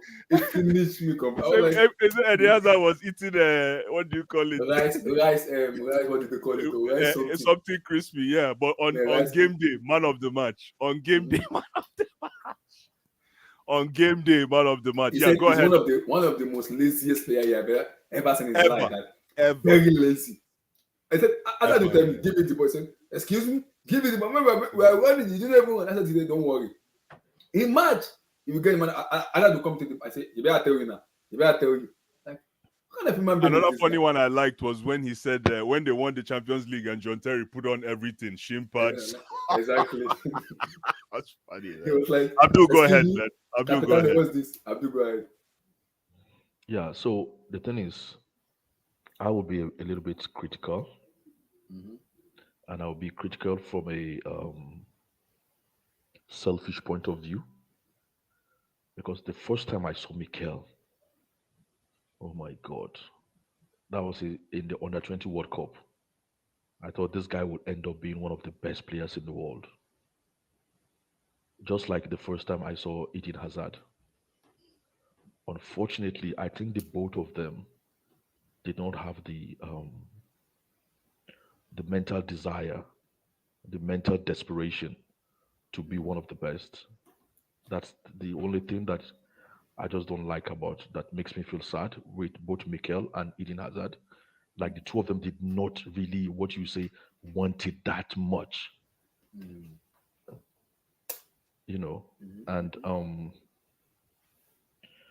I enjoyed it rather. I wouldn't say I like some of the things he said. I think I enjoyed a lot of the things he said because he's giving you like an insight into, a footballer's life. And because the first time I saw Mikel, and then I was with some friends afterwards. They were like, "Oh, we've heard about this guy called Mikel. What was he like?" I said, "This guy is Paul Scholes without the shorts," because then he was playing youth football. I said he's Paul Scholes without the shorts, and I was interacting with Man U supporters then. They were really excited because I think that then he signed. He signed the what do you call it? Pre-contract. Pre-contract then. They were really excited at what. And for me, I don't know how long people have been watching football. I really rate Paul Scholes. I think Paul Scholes is one of the deadliest player inside the box that ever played for England. So to see somebody on that level, I was shocked. Like, whoa. And this guy had like Nigerian football like on the jugular for like almost 10 years. Every midfielder coming up in the Nigerian ranks, they wanted to play like Mikel. So I don't know why. I think he had success very early in his career. So he became a very humane and humble person. You know what I mean? Like Alex Ferguson sitting next to you on a table when you're like 17 years old. So he became a very humble personality, and he just didn't want to be. You know what I mean? He didn't develop that ego side of him anymore from then. While Ronaldo developed that ego side of him, because the first time I saw Ronaldo was in a press conference when he was being presented as a Man U player. That was the first time ever I ever heard about a Ronaldo or seen a Ronaldo. And I can remember then I was telling my girlfriend then, I said, like, this kid he was presented there. Just the first time he was presented in the press conference, that was the first time I ever heard about any Ronaldo also. But I said to her, then I said, like, this kid, he either thinks he's the best footballer in the world, or he thinks he's the best looking kid in the world. This kid thinks he's better look. And then, what do you call it? David Beckham was reigning. I was like, I think this kid thinks he's a bigger superstar than David Beckham, or he thinks he's the biggest, is the best Bring footballer it in the back to world. Mikel. Bring it back to Mikel. We're talking about this You- Mikel's hour. No. I'm This just Mikel's relating. I'm just hour. trying to say, Guy. no. I'm just trying to say so that people will not Listen, think I'm just I know. being negative about him. Like, I'm trying No, to no, no, explain no, that no. Just bring it this back to me. this guy did not have the ego I want. Just like Eden Hazard Yeah. does not have the ego, So that limited what they did and what they accomplished in their football. But everything about this kid, I really like him. Mhm. I really like everything he played. You have to understand football, like Moreno said, to actually see what Mikel is doing on the pitch. Mhm. Okay. This guy made a career from one touch football. That's how intelligent he is. Yeah. Just one touch football. One touch football. Because you can never say he's a hard tackler. Yeah, he doesn't tackle too much though. Exactly, as a midfielder, but he would still He collect play the with ball. he play with his brain. That is what I love about him, Exactly. with his brain. Exactly. But the Mikel only is a special player. He's a special player. one disappointing thing that one disappointing decision he made was leaving Chelsea at that time. I didn't want him to leave Chelsea then. I was like a bit disappointed in him that he It took came that down decision. to. It came down like you see. That's why things happened in his career the way they happened. And Mikel has more respect. If Kia is not taken, then it's probably more of a product than Okocha because of what he has done, because of what he did and the way he conducted. With all due respect to JJ, JJ is the Don. Mm-hmm. But the way Mikel navigated his professional career, Mm-hmm. come on, man, cannot be That's why understood. I said. Yeah. That's why I said success came to him very early in life. No, not only But, that, because when he but went that to made play him a humble Olympics, person. no, that decision he took to go and play the Olympics, Yeah. Mm-hmm. that decision he took, he said, I haven't played in the Olympics. I'm getting to the end of my career. I gotta go. And Conte is looking at you, telling you, I need you on my team. You understand? He said, no, I'm gonna go play green, white, green, man. And that was yes, exactly. No, I was disappointed with that decision. I know, I was but disappointed by that decision. I can understand Because why we're he did talking it. about a new coach in your club. That new coach in No, his but first season, no, okay, but is if it, critical to that coach. That coach wants to be successful. yeah, but again, this is Okay, somebody that went for country over club. I know you're a fan and you want him, yeah, but and he's thinking about it. He's like, yo, this I'm at the last, he said it. Mm-hmm. I'm at the last stretch of my career. I need to play for my country first. Blue Eyes. That's what I'm saying. He wasn't Yeah. on the last stretch. That's what I'm saying. The guy had no ego. He No, wasn't no, on his last no, stretch. he Mikel was was, he still a young was. No, boy no, no, then. no. You know why? He was. The guy said it. Didn't you hear how humble he was? He said he Yeah. saw Kante. He saw Mm-hmm. Kante. He said when he saw Kante, he knew he I had saw no kind of was chance. like, oh, game over. I Yeah, have no game over. chance It's here. time to go. No, this boy is Yeah. humble. I understand. No, but I No. understand the He ego saw side. he I he saw understand the ego Kante. side. He Yeah. saw Kante. Okay, but No, no. He said he saw Kante and he knew. Okay. He yeah, was yeah. trying to be. He was Why? tongue in cheek. Listen, Mm-hmm. Mikel is probably how old was he at that time? He played. He Yeah. played. He was 26 when he played. 27, 20, 27, 28, then, if I'm not mistaken. Yeah, I'm trying to How remember. old is it? Let me even check his age now. Probably Yeah, check 32, his age 33. at minors. Minus. Mm-hmm. From now till 17. How many years is that? That's like 6 years. Since 2005. It's 35 now. It's 35 now. Yeah, 35. Exactly. So he was like 29. So Exactly. He was like 29 when 29 he and actually 29. arrived. He was Exactly. like At 29 when 29, he exactly. arrived. You're right. No, that's a good point. That's a good point. No, you're absolutely right. But He doesn't live in Chelsea. Come on. yeah, but you know what? I don't know if I don't know, like, and when you work with people, sometimes you get the feeling that it will be, you're going to successfully work with this person or you're not. Yeah. Mm-hmm. It's a hunch and it's a feeling, and it also takes a high level of professionalism to have that kind of decoder in you. But the thing is Sec if Cesc Fabregas Mhm. was a success under Conte, I see no reason why Mikel wouldn't have been successful under Conte, because Yeah, Cesc but the played very sacrifice. But let's talk about the sacrifice he made between not playing for Conte and going to play Olympics. Where do you think the return on investment was? You see, the thing is, different players Mhm. have different routes. Okay, No, but I'm club. asking you a No, question. no, What no. do Let you me just. think? Hold Yeah, on. I'm going there. Okay, I'm going there. okay, I'm going there. okay, okay. You see, there are some players that Mhm. it's country that made them. Yes. So those kind of players, when they choose country over club, sorry, when they choose country over club, I can understand. Or when they don't choose country over club, Yeah. Yeah. you get my point? They get criticized. But Mikel, if you look at Mikel very well, club made Mikel. Oh. It's not country that made Mikel.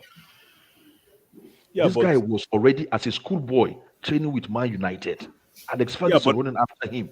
at the same Nobody knew him time, in Nigeria then. no, but at the same time, if you look at hey, Abdullah, mute your mic, man. Abdullah, mute your mic, man. Oh, Abdullah, okay. Not Abdullah. At the same time, if you look at his national career, this guy has been the man every time he played. It's not like we're talking about a guy who, when you talk about him, it sounds like he didn't even do anything for the national side. This guy was a mainstay. He played with Kanu. He No, played with Oscar. I already said he had like Nigerian football at the palm of his hand No. for like eight Hold on. years. Let me clarify something. In terms of his, because you're trying to say his national contribution is not as much as his club. That No, he's no, a no, no, club no, no, guy. no. That's not what I said. No, no, no. That's not what I mean. Okay. That's not what I mean. What I'm saying Chelsea is, perspective. God bless you, my brother. Now this is coach, right? Coachila. Thank you. but how do you know now? He know How do you you. know Thank now? you. That's what I'm saying. It doesn't take. They use eye no conway right. No, You don't but need to if open them. Fabregas can be successful, No, how but Mikel no go be successful? no. The difference is they went and picked Fabregas. We need you. No, no, That's no, the no, no, no, difference no, between no. it. Under Conte now, under Conte. Yes. No, but Listen. Fabregas, Uh-huh. Fabregas was already at Chelsea before Conte with, arrived. with Jose. But when Conte With came in, Jose. Conte already When, told Fabregas, "You're my guy." no, no, no, no, no. When Conte came in, okay, his number ones, his first 11 was Matic and Kante. Kante. Okay, but But he Fabregas was still had, but Fabregas still but had he didn't know enough. the value. He didn't know the value of Fabregas early. He wanted to come in and square up. I know that time.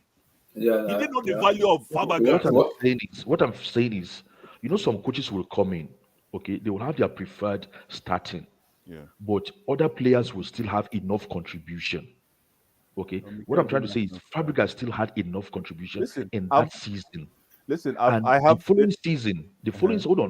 the following season, Yeah. okay, in the first season, Fabregas made enough contribution to Yeah. be contented football wise. Yeah. The following season, Fabregas became his man because Matic left. Let me ask you a question. Who is a Get it? legend? Who He is a had to. He Chelsea had to legend? rely. Hold on. Who is a Chelsea legend? Mikel or Fabregas? Mikel now. Exactly. So I don't know why we're even bringing this thing up. No, we're just explaining. We're not bringing anything No, up now. We're just exactly. explaining. Like all I'm saying Because is, the following season, okay. yeah. What do you call it? Conte had to start relying on players like Ross Barkley, like Bakayoko. All these guys are not as good as Mikel. Listen, He you're, started you're relying not on all those you're, players. you're not understanding what I'm saying. It's like, when I have an agenda on a player, no matter what you say, and Mikel, this is what Coach Chile is trying to say.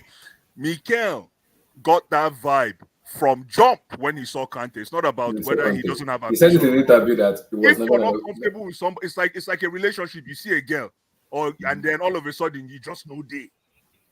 He didn't day, like they say on the streets. He didn't day. They say he didn't day. Sometimes, even if you hate a coach, but you like the way he plays, you will hang in.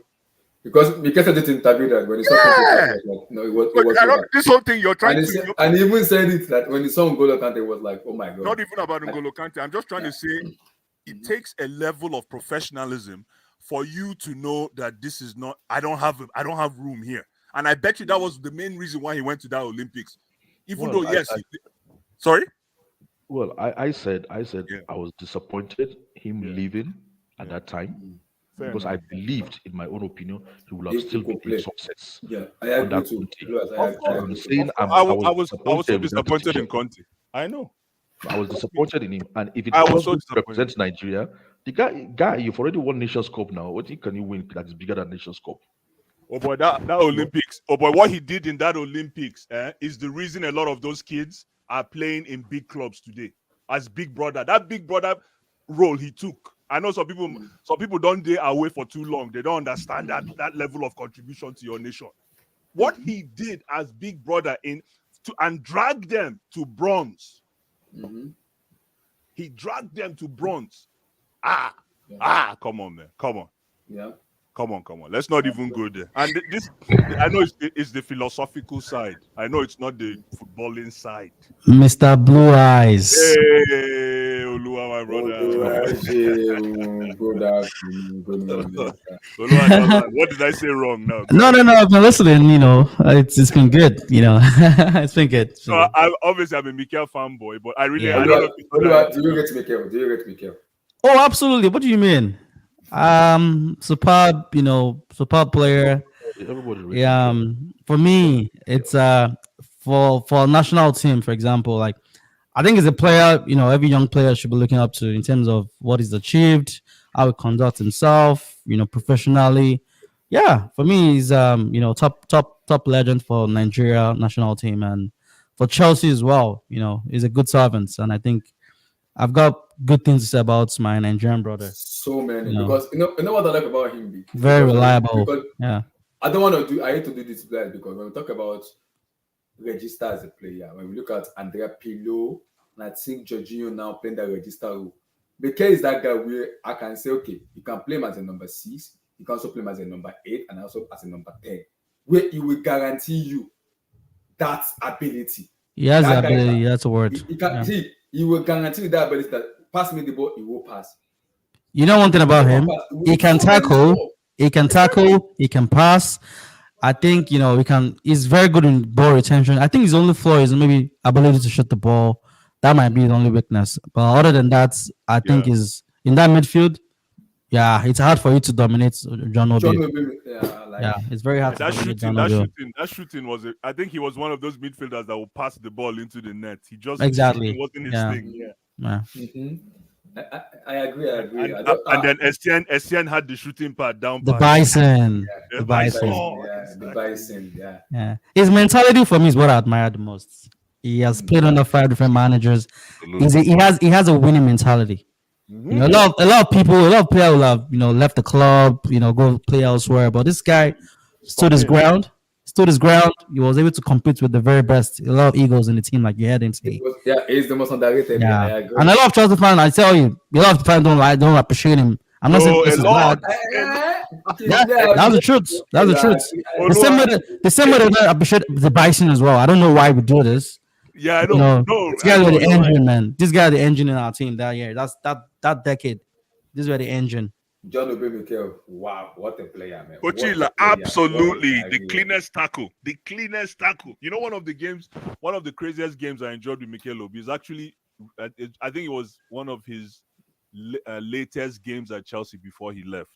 It was one game against Tottenham, and it was Mikel against Dembele. Tottenham won that game.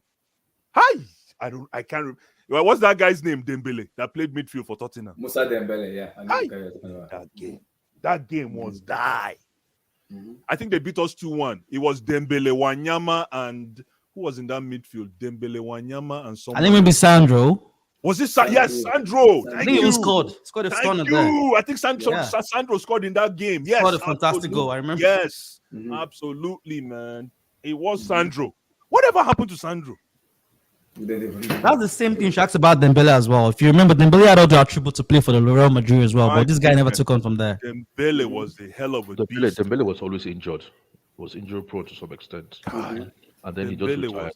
Beast. And I think like what I also love about Mikel is like, because if you look at the era we are at in terms of midfielder, apart from social media, you can have that ego, but Mikel had that personality in him where you know very well you can rely on this guy. Even if everything become close up, you can rely on Mikel to kind of this thing don't close up. We go find a way to win. That mentality. You look at the majority of players we have now, they don't have that really mentality. So let me ask you guys a question. This is a very strategic question. 2012, Champions League second round, elimination series. I think it was elimination series. Chelsea Napoli. versus Juve. Was it 0-0 or 1-1? About 87 minutes to the end of the game.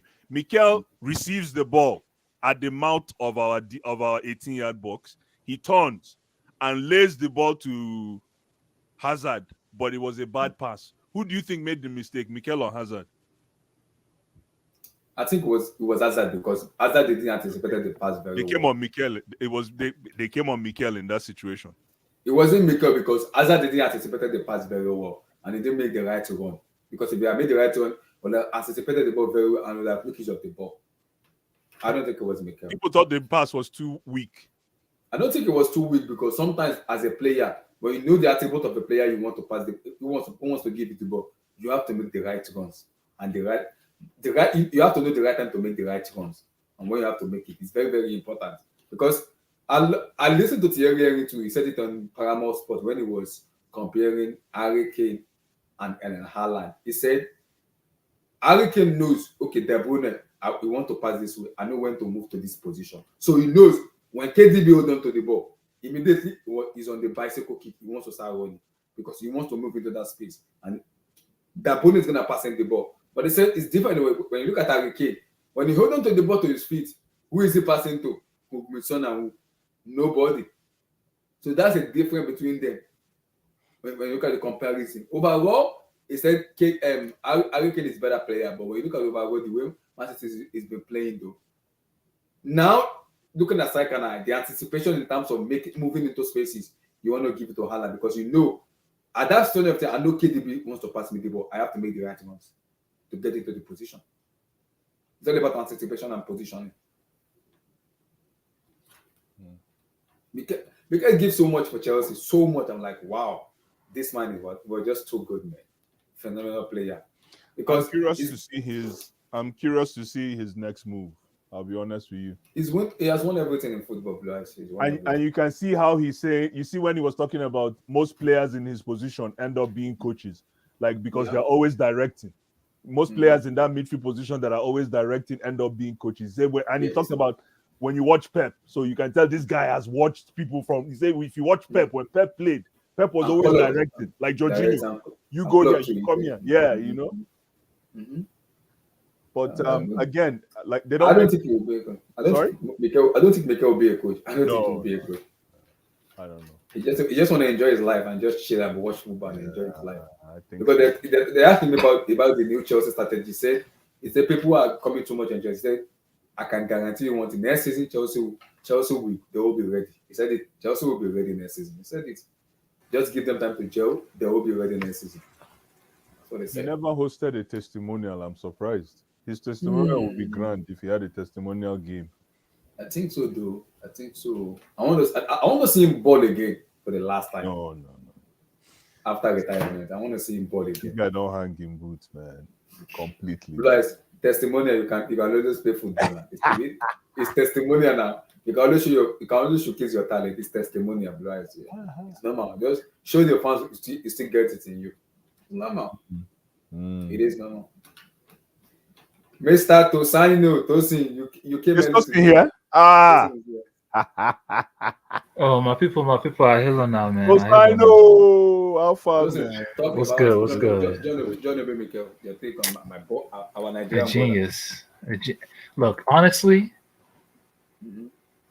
and I'm not saying this to insult, because at the end of the day, you have a career, no regrets. Okay, exactly. He had a great career at Chelsea. Great club career at Chelsea. Won many trophies, Champions League, Premier League, League Cup, FA Cup. He won everything. Okay, Community Shield. He won everything at Chelsea.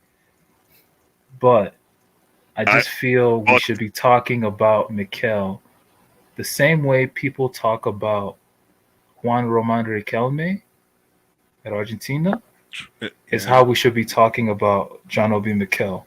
That's what in the space of African football, because that's what Abdul was saying. Mikel is a player that is ridiculous in his element. When he's in his element, he's fucking ridiculous. The vision, the touch, the pass, like the quality, it's crazy. If you go back to that Youth World Cup in 2005, he was playing in a double pivot with Sani Kaita, right? I'm sorry. Yes, I think, yes. It was Sani Kaita. Did you compare him to Riquelme? Is that what you said? Yes. This guy is Like, a winner now. What did I'm Riquelme not. I'm win? not. What are you talking about? No, I'm talking about, because Riquelme, when you talk about Riquelme, people will talk about him in high reverence. No one talks about Yeah, but Mikel what in did high he have to reverence. back it up? Mikel was a winner. He had the skill, the attribute, and he also won trophies. He was influential there. No, So but please, come on. you No, want but I think you're looking for a way to disrespect him. That's it. really? You're comparing him to Riquelme. No, don't say that, please. So wait, you think this is a man that was robbed from the Nations Cup? I'm sorry, African Player of the Year. Come on, don't downgrade Mikel, please. Bro, you do know they talk about Riquelme in the same breath as Zidane and shit. Please, no, You that's do know not. Don't that. say that again, please. He's maybe with skill. No, not Yeah, football, like please. I think you're With skill, yes. I You can don't say it's think very you know. silky. It's very silky, it's silky like Zidane. Yeah, but like don't put him on the same I pedestal, don't no. use achievements to judge a player, bro. Like I mostly talk about skill. It's mostly about skill level. And also look at the ability, longevity for Mikel. You can't compare longevity of Look. Mikel with Riquelme, please. Riquelme, Jose is talking come on. about the South American audience, isn't it? Yeah, like I'm talking about ability, like your South American legacy audience. after way the they way talk you've about played. Like no America one talks in about South these America. trophies. Look, Like legacy is not comparable. It's not close to him, John Obi, please.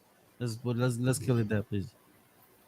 Riquelme is a bad guy. Olua. So, let's not but I'm not let's disrespecting Riquelme, but look, Riquelme was the Riquelme best was player. He was arguably the best player in the 06 World Cup. Like he was the best. arguably the best player in the Yes. 06 World Cup. Yes. He What? was that good for Argentina. Which World Cup did you watch? but The one that got knocked out in penalty by Germany. He was the best player. Yeah, where he got subbed off. He got subbed off and they in that lost. tournament. They lost the game after they subbed him off. So that makes him the best player in the I don't tournament. even want to defend Riquelme on this. I'm trying to go to Mikel, and then you disrespect Riquelme as a football fan. Like I'm not disrespecting him, but look at what you said. He's highly forgotten. It was the longevity with Riquelme. Like the point you tell me is, which other tournament did Riquelme play that was exceptional other than maybe Champions League that season, and he didn't even win it. Please, man, we're talking about winners. Confederations Cup, like what's it called? Talking about winners, man, from the junior youth level to the senior level. This man is yes, he played at the youth level with Cambiasso and all those dudes, and they won there. What was his legacy? Under 20. If you didn't call his name, no one remembers Riquelme. Bro, you do know Mikel is seen as only. Sorry, not Mikel. Riquelme is only seen behind what's it called? Messi. And, he has a bad attitude as a footballer. If you don't know, go take a look. Go check. Okay, but why is this turning into a Riquelme bash session? This is weird. No, because you're trying to put. I don't want you to put him on the same level, Mikel. Don't do that, please. This is a winner. No, he's won at all level. Please. No, you're overdoing it, bro. No, I'm not overdoing it. You are belittling that man. Overdoing it. Don't do that. I'm belittling Mikel. Yeah, you want to take credit away from him. Wow. Oh my God, you're funny, bro. But okay, back to Mikel. I'm just saying when he was playing with Sani Keita, 05. 05, and just the level that he showed, he wasn't a number 10. Like everyone always says, Mikel was this number. No, Mikel was a number 8. Okay, Mikel played in between that 6 and that 10. Number 10 was Isaac Promise. Rest in peace to him. I think he passed away in Austin. He passed away in the capital. R.I.P. Yeah, which is crazy. Man. Yeah, that's they're all in the same set, right? That's their set. Yeah. But Mikel, I just feel like he could have had that legacy where he was seen as this ilusionista number 8 type player that just dictates matches, games to game. But when you're at Chelsea, it's hard to get that position when SCN exists. Okay, just to correct you there again. At Chelsea, he didn't play that role, but in Nigeria, that was his role. Yeah. So that was what he was doing in Nigeria. Yeah, and he should have won. Like without the legacy, he won the tournament there, and he was robbed because if you listen to what he said, he should have won it over Yaya. Yaya won it that year, 2013. Without the legacy there. No, but yeah, he should have won it that year. But and his Confederations Cup was nuts. Like that's when I said Mikel should actually leave after his Confederations Cup. I said he should leave Chelsea to play at a club that will make him shine as a number 10 or a number 8, number 10 hybrid. Confederation was nasty. Bro, the passes he was playing against Spain and Uruguay, I was like, what the fuck? Like, yo. I was like, yo. Against Spain, too. Oh my God. MIKEL, what a player. Bro, man. like, I was just like, man, MIKEL is like, this dude is a genius, bro. Like, he's actually a fucking genius. I miss the player like him in this modern era. No, but when you legit talk to, like, you know, like Chelsea fans, and I'm not talking about you guys, I'm talking about other Chelsea fans. When you talk to normal Chelsea fans, normal Premier League fans, Don't like MIKEL. just people, they don't know who MIKEL is. They don't even know what his impact was. They don't even, they don't rate him. Let's just keep it a bean. They don't rate him, and this is the culture in the Premier League. That's why I'm not really a Premier League guy. Let me tell you why. If MIKEL played in La Liga Serie A, I promise you, people would talk about him differently. I promise. If he went to Serie A, if MIKEL went to Serie A, people would talk about he'd be talked about way differently. That's the point I'm trying to make. Imagine him with Sarri, I think if he had been at Chelsea, you see, that's why him leaving Chelsea, blue eyes, I'm saying it actually pained me, because you are seeing all these events after he had left, and you're thinking, oh my God, why did this guy leave? Why I said that's why I said to Tosin that Sarri would have likely used MIKEL as an 8. That 8 we are talking about. Because he was using Jorginho as a register. And nobody was going to move Jorginho. And he used Kante as an 8. You're right. He used Kante as an 8, and everybody was saying Kante. So you listen to what he said now. If he was playing in the Italian league, he won't be known. Wow. No, he won't be known. Who said I said he would be known. Yo, this dude. Yo, Oluwa's just mishearing me all game. If you had gone to that's the problem. If he had gone to Italian league, he would probably still be playing now, because they love. Yeah. He would. He actually would. They love players like. No, but like I said, guys, I had this conversation before. I was pissed off that why is MIKEL not playing when his mates are still playing? But when I watched that interview today, I only saw it today after I saw Abdullah's heading for the stream. I'm like, oh, okay, I gotta go check it out. When I saw it today, I'm like, now I see why MIKEL retired. Yep. The guy looks this boy looks like he's on the beach, man. That's what you want. That's where you want to be at this age. Look at the end. I don't know, maybe Oluwa heard me earlier on. Yeah. I said MIKEL had no ego. Calm guy. So I think he was a bit mentally weak. If not, it would have been a different. I kind of agree with Tosin. What are you talking about? It would have been a totally different story. We'll be talking about MIKEL now. Listen, a winner. Why you know what this guy can play on the pitch, Oluwa? Hold on. This guy is a different strata of player. Hold on. I want to correct something. Why would you say mentally weak with a winner? That's what they call them if you don't have ego now. Mentally weak. Yeah. Nah, Abdul never talk how you have MIKEL. Chelsea perspective, we got me. This guy's like close to Ballon d'Or. This guy's supposed to be Ballon d'Or. Do you guys think MIKEL playing on that side would have played more as a register or as a number? No. We wouldn't have. What's that guy? This guy that we have now. Kovacic would not come that season. He would say he has MIKEL 8. But 30 will have played MIKEL more as a register instead of playing Jorginho. No. That's part of Sarri's contract. If I'm coming to Chelsea, I'm bringing Jorginho. He knows me. He pulls the string. He's my battery. That is why Fabregas left. He said, Jorginho is Sarri's son. You can't play ahead of him. Hold on. Abdul, pause. Abdul just gave me something to a lifeline. Can you repeat that statement? You hate Tusk, don't you? You see how people walk into their own problems. You see how somebody will wake up and just walk into problems. Abdul, please. No, hold on. Jibs tonight. Jibs is here. Okay, good. Jibs, Fabregas said he wanted to leave, and they said, like, why? He said Jorginho is Sarri's son. You can never play ahead of him. Hold on. Jorginho bench Fabregas. Yeah, he couldn't play a minute. Abdullah, if you mention Jorginho's name again, I will put you in touch with Abdul so that he can explain. That's why he went to Monaco now. How can you leave Chelsea to Monaco in the Imagine, French because league? of hold on. So because of Jorginho, Fabregas went to Monaco. That was why he left. I challenge anybody to tell me Thank you, otherwise. James. Anyway, Thank that's you, what he James. said. I Anyway, trust you. it's not me saying it. I'm not rephrasing anything. I'm just, re-saying or relaying what Fabregas said. Oh my god. Because for me, So Mikel Mikel is would a not have been special he would talent. not have been He's a that special GM that talent. is playing. You probably use him as number 8. That Number 8, yeah. what's it called? Kovacic role. Kovacic Because role. we got Kovacic on On loan. On that loan. season. And I think because that year we had Sarri, and I think if Mikel was playing more on that side, he would have been more productive, more in terms of playing as a number, because he can pass the ball very well. He has an eye for a pass. Thank you very much. It's all about So passing. he will have been more productive on that Sarri ball side. is all And about Sarri will intelligence and improve him. passing. And Sarri Oh will my improve God. him because Mikel is good in one touch football. Sarri will improve him a lot because he will just tell Mikel, you have the brain, just use your brain. Let you, you're free to do the job. Just use your brain. He has the brain. Just do it. That's it. Because Sarri knows. Yeah, Sarri like will coach him.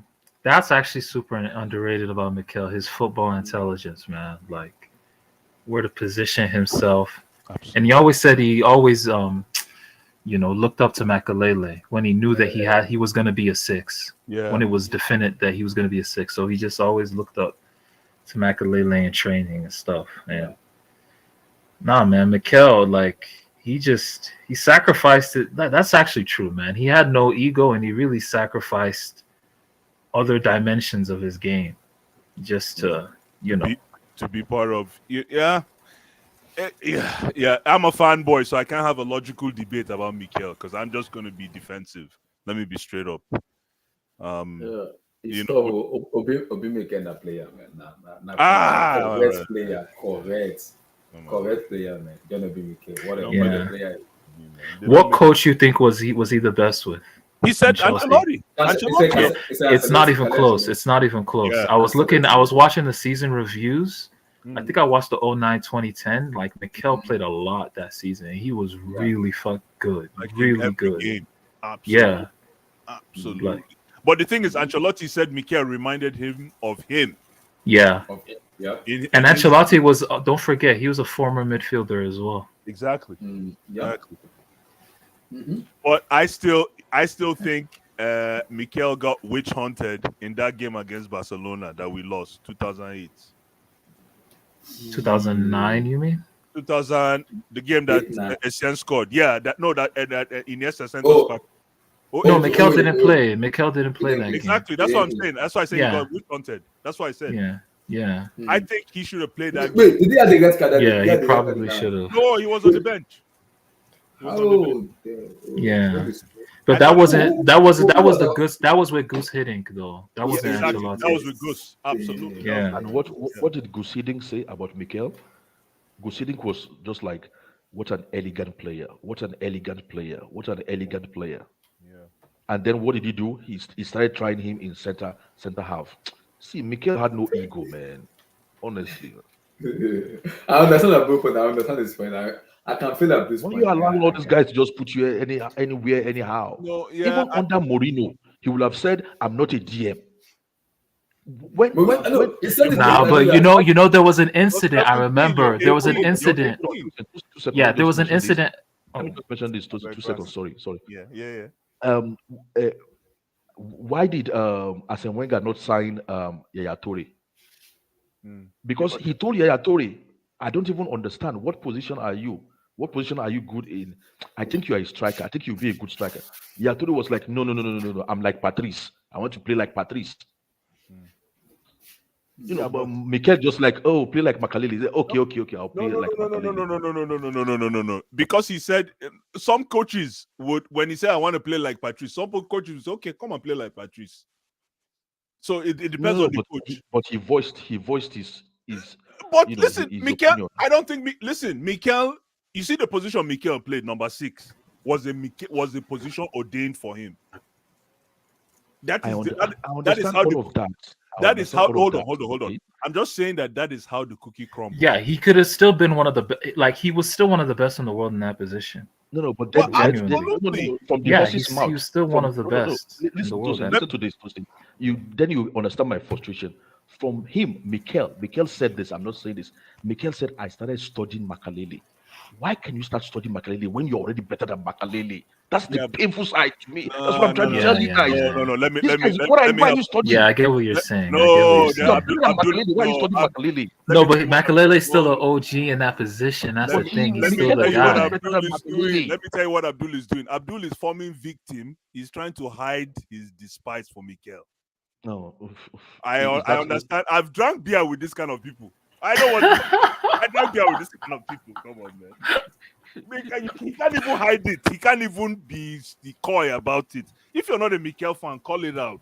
No, how can I not be a Mikel fan? Nah, you're not. It's okay though. How can I not be a Mikel fan? Not. Have I ever? No. You've been hearing. Let me tell you why. Listening to me. It's been a long time that you've been saying. The last time, first of all, you've been listening to me on streams for 8 months now. Let me prove you wrong. Criticized Mikel? Let me prove you wrong. And there's nothing wrong with not being a Mikel fan. No, that's what I'm saying. But you're accusing me for what I'm not feeling. No, you are. You're not a Mikel fan. You're telling me I think that Abdul probably Abdul is not a Mikel fan. Abdul has been trying to say from long time ago that there was no meat in the midfield after the Champions League. So they had to. Mikel and Ramirez were not enough meat. Abdul has been carving this. See where Blue Eyes is turning this argument Exactly. now. See where he's turning the argument now. No. Abdul knows what I'm talking about. Abdul I don't know what I have no hand in what you are talking about, Blue Eyes. I have no hand in it. You see Abdullah laughing because he knows what I'm talking about. I know what you're talking about. Mikel executed the way differently. Mikel wasn't Makelele, and Makelele wasn't. And listen, if Mikel says to me that he's studying Makalele in 2005, a 17-year-old boy from J-Town, I respect Mikel because of that humility. There's nothing wrong with that. Okay. That is okay. Oh, and there was actually an incident though early in Mikel's career at Chelsea where he came late to training. And he was benched for 3 months. Mourinho benched him for a long time. 3 months. See, like that was also some lost time, bro. Like in his debut season. No, but it made him stronger because when he came back, but you can't take that shit, son. Man, honestly though, to be fair, that's 2005. That's a different time. Imagine that was now, and Mikel was the hot prospect he is now with social media and everything. Hey, thank you. Man, he go vex, man. Tosin, if Mikel wasn't, hold on, let me talk to Tosin because Tosin brought up a good point. Tosin, if Mikel was in this generation, how much do you think his contract would be worth when we got him from Man U? At least 120 million. Can anybody dispute that? Can anybody dispute that argument? No, I don't think so. No. If Mikel was in this generation, I'm saying if he was in this generation, I'm not trying to say nothing. I'm just trying to compare nothing. I'm not trying to say 120 million. I guess it. He will minimum 100 million. I agree. Because at that time, he was how old? So he was 17 then. Oh. So again, he was 17 then. But like Abdul said, let me give Abdul his flowers. Abdul said that Mikel saw his success early. And as a result, potentially got comfortable. I hear what you're saying.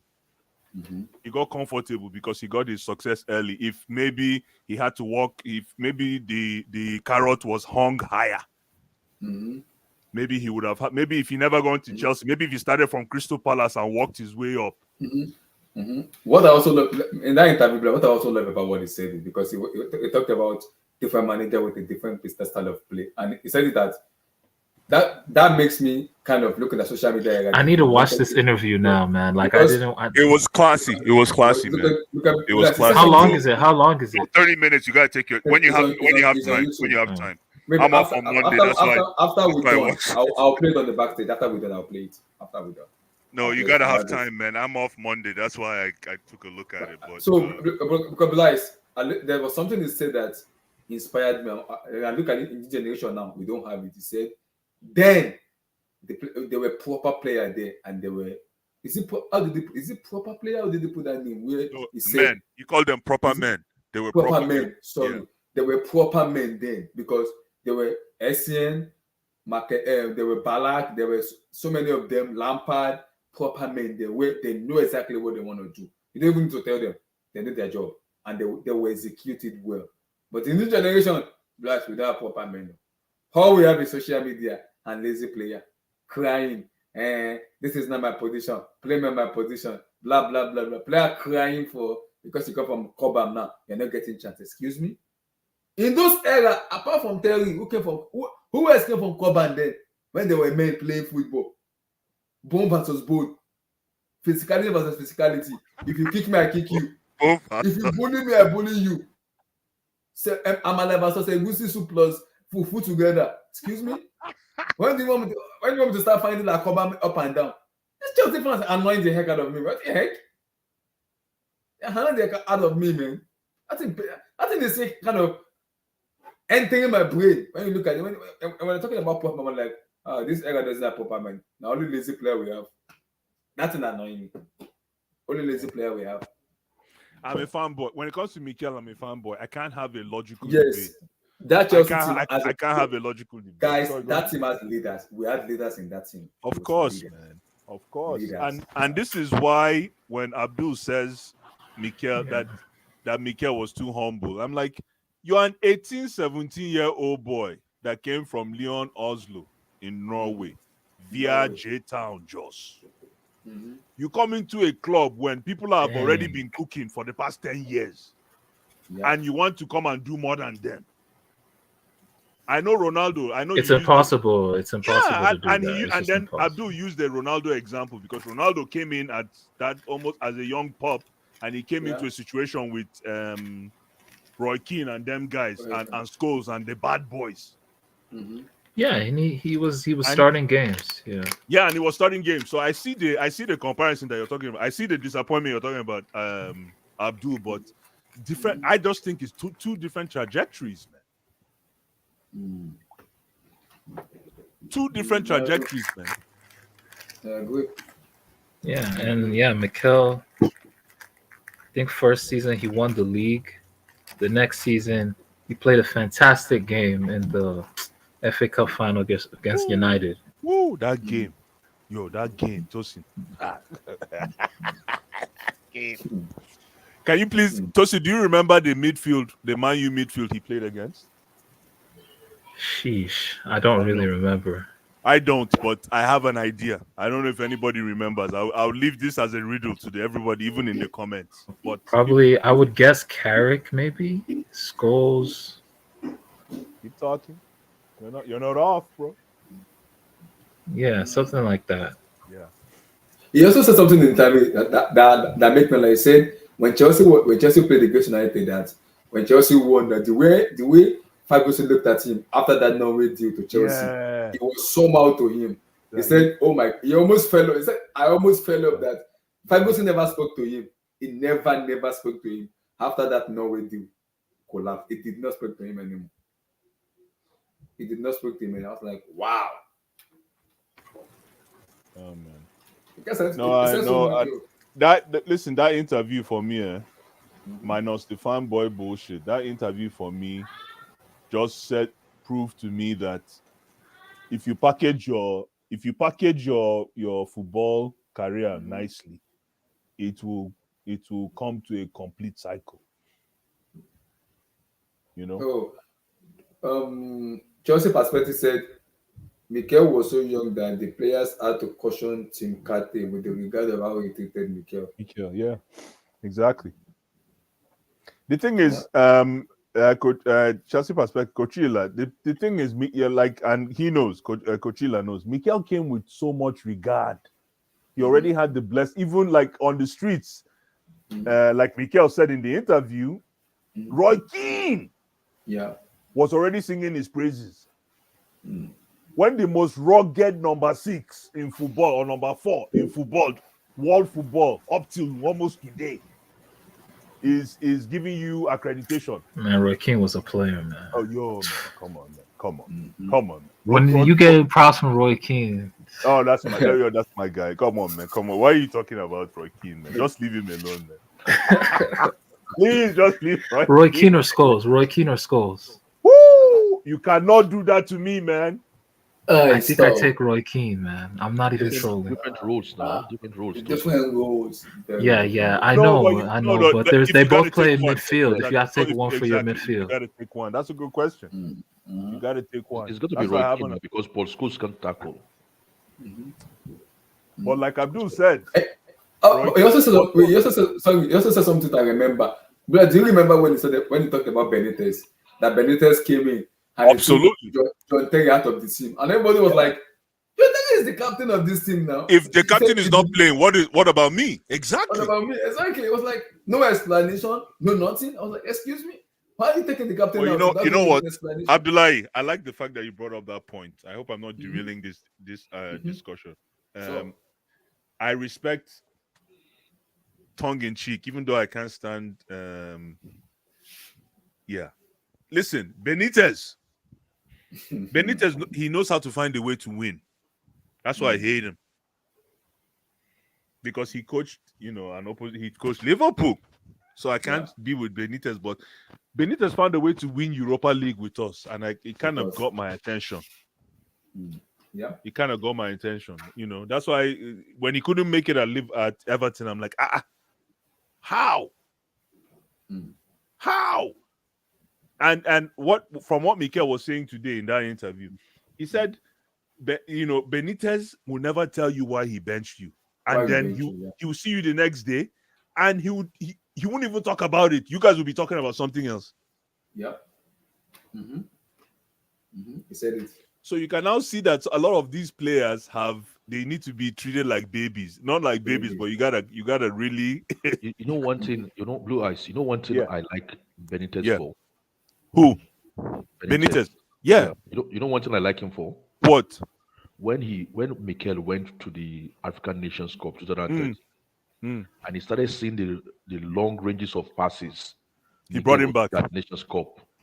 When Mikel got back to Chelsea, he said, like, Mikel, so you had this kind of passes. So yeah, start playing it from now. And then Mikel started playing long passes. Okay. No, but he's not seeing him in training. Like, man. No, in games now, it's different from look.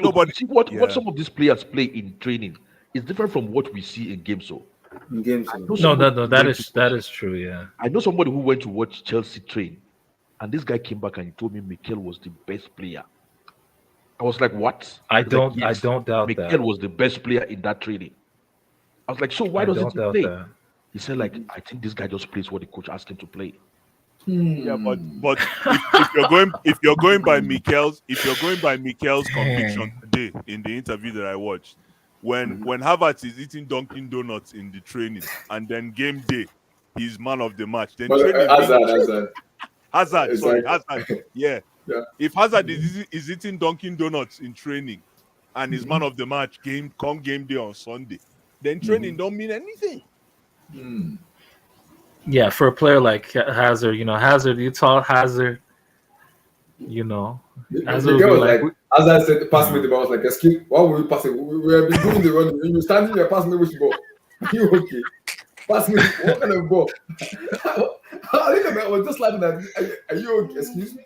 Are you okay? Pass me the Listen, ball. if you're in media, right, and you get Mikel as a guest, I think you're good, because the guy, it's been a long. I think this is where I give Abdul his credit. It's been a long time he's been able to express himself.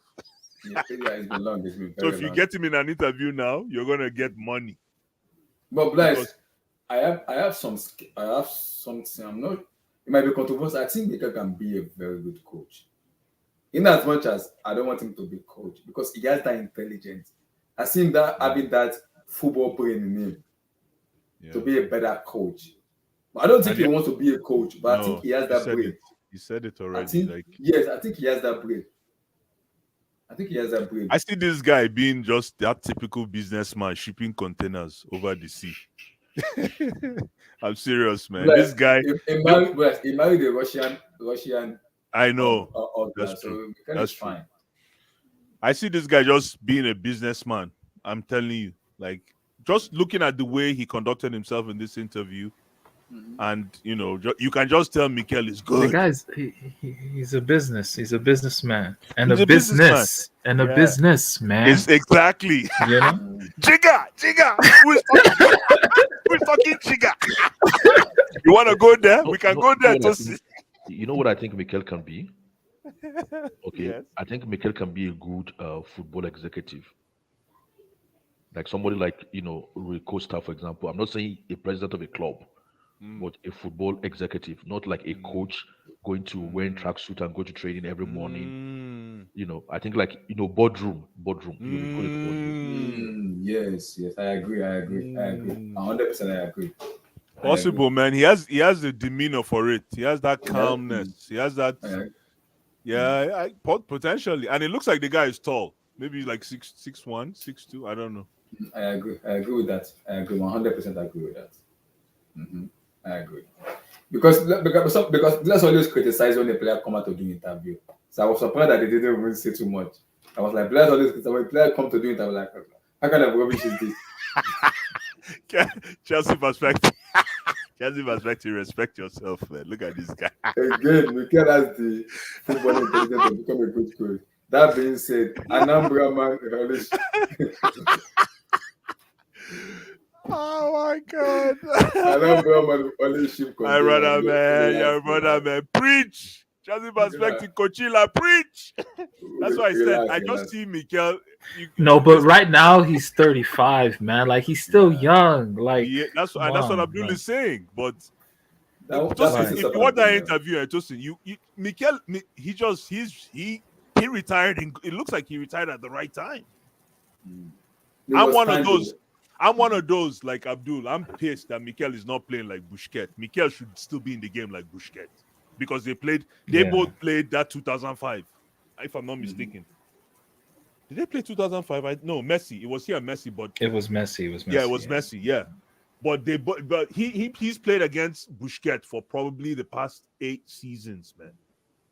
They've played against each other back to back for. And I look at and Busquets is still playing today. I'm blessed. And I look at coach Brighton in Chelsea after Conte. I think Mikel could have been much better in terms of when we cry about we don't have a midfielder that can progress the ball from the back to the front. Imagine having Mikel as that player. Oh Lord, we're having this problem we're having right now because we cry we don't have a midfielder that can pass the ball, but we have someone that can do it in Johnny Mikel. Imagine he has been playing and he's still playing. Enzo not doing it for you already? No, that's not what I'm saying. What I'm saying is what I'm saying is wait, after Conte, we had Sarri, right? We had Sarri, we had Lampard, and I think we had Tuchel, if I'm not mistaken. I don't think Mikel will play under Lampard because he and Lampard play together. I think there'll be a clash between him and Mikel because they play together. Mikel like waiting happen now. We be together playing. Why you want but that's a good point. But was Luis and Lampard because Lampard got rid of Luis. Yes, you can do everything. They play together. They play together. Obviously, yes. obviously. So that was Mikel and Lampard played longer. That's why they're close. I don't think Lampard, even if Mikel would still play, I don't think he would be able. He wouldn't want to play with Lampard because he knows it's Lampard. I don't want to play with him. He would rather just leave.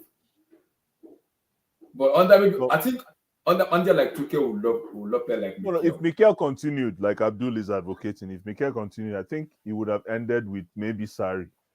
Yes. Maybe after Sarri, he would have left. Okay. For me.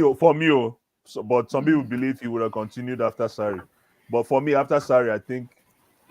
No, because Sarri was just one. I think didn't what happened? Is it Conte just froze him out the team? Yeah, because he wanted. It was Conte, right? Yeah, it was Conte. It started with Conte. It was Conte. Yeah. He went to Olympic, and Conte said no. Yeah, he went to the Olympic. That's what happened. Exactly. That's what happened. And that pains me because I was like, Conte, why now? Why now? Yeah, like he was paying for a whole team to go to that. Like, come on, man. Come on, man. Come on, man. Yeah, man. That's why I'm like, you know what? If he sacrificed his chance at Chelsea and Conte to do what he did, I don't even care that he. I mean, Yeah. if you think about, if you look at, if you weigh the differences, but again, it's not, my differences are not based on football. It's just based on philosophy or whatever. But yeah, Go. the guy he just took the back seat and went and picked up. He dragged these kids. I think it was this boy that plays for Watford. What's his name? The defender. Oibo War. He took them. Ekong was like 23. I think Ekong was the oldest young kid at that time. He took Ekong and those kids to bronze, right? Yes, I think so. Yeah. Was Osimhen on that team? Osimhen? No, I don't think. No. Osimhen was in 2019 Nations Cup. I don't think he was in there. No, Then no, it was 19. Okay. Was he? Was Iheanacho in that team? I think yeah. Iheanacho? I don't know. Maybe Iheanacho went, but Moses was in that team. Simon Moses. No, Simon Moses. Moses Simon. Sadiq Kumar. Sadiq Kumar was in the team. Yes. Yeah. MIKEL and their father. What y'all talking about? Olympics. We're talking about the Olympics. 2016. Olympics. Nah, that team was ass, man. They won bronze. I'm sorry. It was just MIKEL. And he wanted to play in the Olympics. That was why he went. That's what I'm saying. Dude, Omar Sadiq was on that team, I think. Yes. That's a pain me. I would have loved him to stay, but I can understand why he chose. I know. But you know what? I'll be honest with you. I was pissed off at Conte not knowing the reason why. I'm like, why is Conte not playing MIKEL and we are losing games? I didn't know that there was a backstory. I'll be honest with you. I found out the backstory after when MIKEL left. I didn't know live in action. That time I was all about Chelsea, but I didn't know that there was a backstory. I just thought that Conte froze him. Wait, what backstory for what? Wait, what was the backstory? I just thought Conte hated MIKEL. I didn't know it was because of that MIKEL went. But for perspective said. Chelsea Barkley say, I pray to God for Barca to consider MIKEL. MIKEL is made for Barca that he never got to play for. That's too the tiki-taka football. Oh Lord, that was too. MIKEL would have been the best Busquets. He would have been the best Busquets. After MIKEL left Chelsea, he should have either gone. He should have gone to Italian football and played for like a Roma. But the money in Italian football then wasn't anything. There's just no money. That's the thing. There's no money in these leagues. In Italian football. And I don't even think there was money in Spanish football if you didn't play for Barca Madrid. Just imagine the tiki-taka football with MIKEL there. MIKEL Xavi in the stand. Oh my God, damn. MIKEL, one-touch football. Lord. But it is what it is. It chose Chelsea, and it is what it is. He wants so much, so I can't force it. That's what angered me, because after he left Chelsea, that was the end of his football. Where did he went to after he went to Chelsea? Where did he went to? What club did he play for? He went to Turkey or he went to China. He went to China. China, yeah. After China, then he came back and tried a few stints in Turkey. He went to Stoke. Yeah, then he went to Stoke and went to Middlesbrough. He went to Middlesbrough and all this place now. So I just thought like, Yeah, but all those, I mean, that was just to, at that time, you can tell he was just doing it for just the doing sake, for just the doing sake. I can understand that. In his generation, is it fair to say that he's the most accomplished or the most successful? I don't know if there's a difference between both phrases. In his set Nigerian generation or Chelsea? No, African. For Nigerian generation, he's definitely the richest. Wait, African? No. Oh, yeah, it's easily. In his set, is he the most accomplished or the most successful in his set all over Africa? No. In his set, his generation. No. We had Torre then. Now we had Torre. No, Torre. How old is Torre? Torre is 37. The same set now. The same set. No, they're not. How old is Torre? I'm curious. Abdullah, let me check. Maybe Torre is like 3 years older than him. Exactly. It's the same now. Yeah, they are. You're right. Oh, he's like 4 years older than him, I think. Yeah, 2 years 39. Exactly. Mikel is 35. Yeah, they're not the same. They're not the same set. Four is a little. Torres big bro, man. Who Torres big was bro. there from Torres Africa. big bro, man. Yeah, he said Yeah. he's Solomon Kalou. Yeah. Yes, thank you. That's what I'm saying in his set. Pook Solomon Kalou, man. What a Bad player. boy, What a- man. Bad boy. I Bad So boy. respect slept people. on. So slept on. Thank you. So slept on. Man. Like What before a- you, I think I swear I remember I don't think I ever made the point, but like before you guys got like Solomon Kalou would actually come into your this Chelsea team that you guys have right now, and he would actually start. Oh, come on. Why you Like why he you- would start like Come on. legit, like he would start Listen, 30 plus games. Come on, bro. man. Stop, we'll man. probably- Listen, why we'll you probably him disrespecting Bola. Kalou? We'll probably have paid like 120 million to get him off the Yeah, Dutch, thank you. Tosin, why are you disrespecting Kalou, man? Come and on, we'll be stop. calling him Bola. Oh, what a baller! Oh my God, did you see his stuff? Yeah, no, So no, good. Kalou, no, Wait, Kalou. he can beat Remember the 3 goal he scored against Nigeria in I Nations Of remember course. that. I remember course. that goal. Man. I was in The school guy, that day. man. The That guy day he is a scored that killer. goal. He's a I killer, was man. Tosin, I was pissed off Man. that day.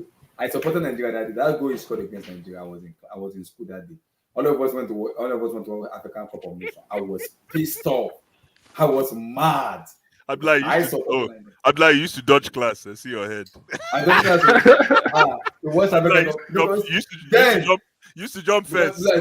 Then I was the prefect then. I was an assembly prefect then. So I have that And you used to league with dodge me. class. So plus, I don't joke with football. I dodged class then because I was a assembly prefect then. I was like, I can get that leeway to just pass, just go because I was a prefect. I used that leeway to just chapa. That didn't pay me because when Kalou scored, I was like, oh my damn, I was mad because I supported Nigeria then, but I was angry. Yeah, man. No, listen. I tell you one thing, man. You see this Champions League? I need to know. Somebody needs to talk to me about Karim Adeyemi, man. What? He said he used fufu. Fufu is his That's what I'm saying, right? man. I'm like, Don't mind him, man. Is he the only one that Like, eats? Guys, Is he the only one? Is he the only one that eats fufu? Blas, is he the only one? Tell him, man. no. When I saw that, I'm like, hi, this is the best way to read Enzo Fernandez a bedtime story. No, you're really no. It's like you're happy that Enzo was the guy on the on tape. Like it's like you're happy, bro, that he was the guy that got cooked. You know why? Because When I saw that incident, when I saw that incident, you know what flashed in my brain? Blue eyes. Immediately I saw that incident, I was like, oh my God. I was like, if I do Blue Eyes was the first person I thought of. I swear to God, what he scored? I was like, oh my God. No, guys. No. Listen, I have no ill feeling towards what's his name, Enzo. But the only way you can teach Chelsea fans about a player is live in action. Yeah. It's always live in action. It's only when they see when Chelsea fans see something live in action, they will humble. We're humble. Ha! The guy has no pace, but my problem is it's okay. This is what I've been trying to tell folks, Tosin. It's okay that he has no pace, but can we put him in the right place where he can eat? Yeah, that's on the coach. This is my question. Can we put him where he can eat? Enzo Felinci, Lloyd. Yeah. Not yet. He doesn't qualify for a Felinci salutation yet. But my question is, and I direct it to Tosin. Do we have the facility to put Enzo in the right position where he will succeed? If Enzo is going to be a number 6, fine. But do we have what it takes to make him a number 6? No. So there's 2 questions there, Tosin. No. You'll play him ideally with Conte. That's it. Tosin, but how long will it take Kante to get to where you know Kante can be? He's gonna. I don't know, but Enzo Conte, in theory, sounds fucking crazy. So yeah, but you're talking about the best performing Kante. Mm-hmm. And how long will it take to get Kante, who's been off for a season? I can't believe I'm saying this, but people are going to tell me that even though Kante has been off for a season, Look, all it but takes is one game. What you're not considering is 60% Kante is like equivalent to 100% some players. Yeah, but Abdul, my brother, you're absolutely right. But is that what we should be relying on? No. I'm No. not saying that's what we're relying on. But what I'm saying is we don't have to wait for your 100% Kante before we start pairing him and before he starts cooking at that level. But the thing is, I thought they said he had a surgery that has been delayed for so long. Yeah, it's been delayed at the surgery, but it should be back for the second leg. He's been training already. So the surgery is to So correct the issues he has been having. it's been So happening. Yeah. if it heals properly, then there should be no reason why he can't play, deliver 100% Kante. Yeah. And I agree with Amen. Tosin. Amen. Paper, Kante, and Enzo, And that's unbelievable. That would be Cha. unbelievable. Because that's Kante like will cover the whole ground like for having Enzo. two Go and central chop. two central how do you call them? Box to box midfielders. Box to box midfielders. Yeah. No, but I don't think so though, because I'm glad it's Tosin and No, if Abdul we're that- playing 4-2-3-1 now, where else Yeah, would like we they'll play?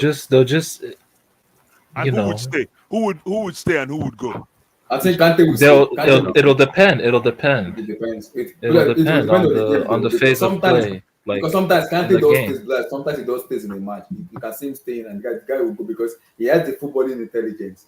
He can stay sometimes.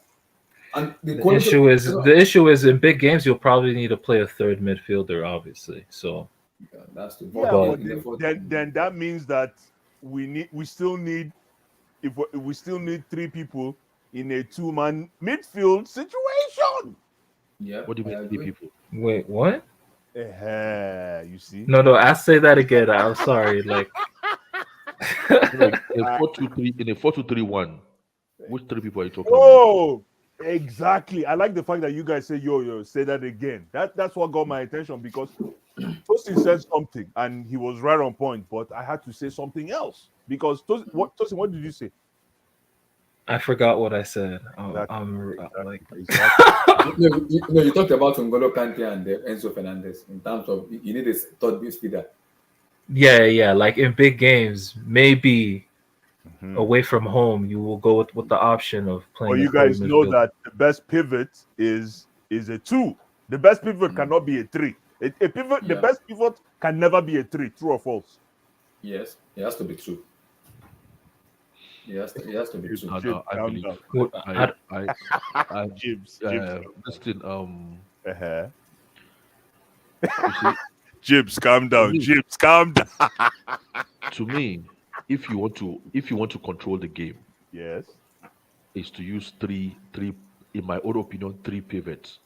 And what does that 3 pivot means? It means 3 flat 3. Okay. But you're sacrificing an attack.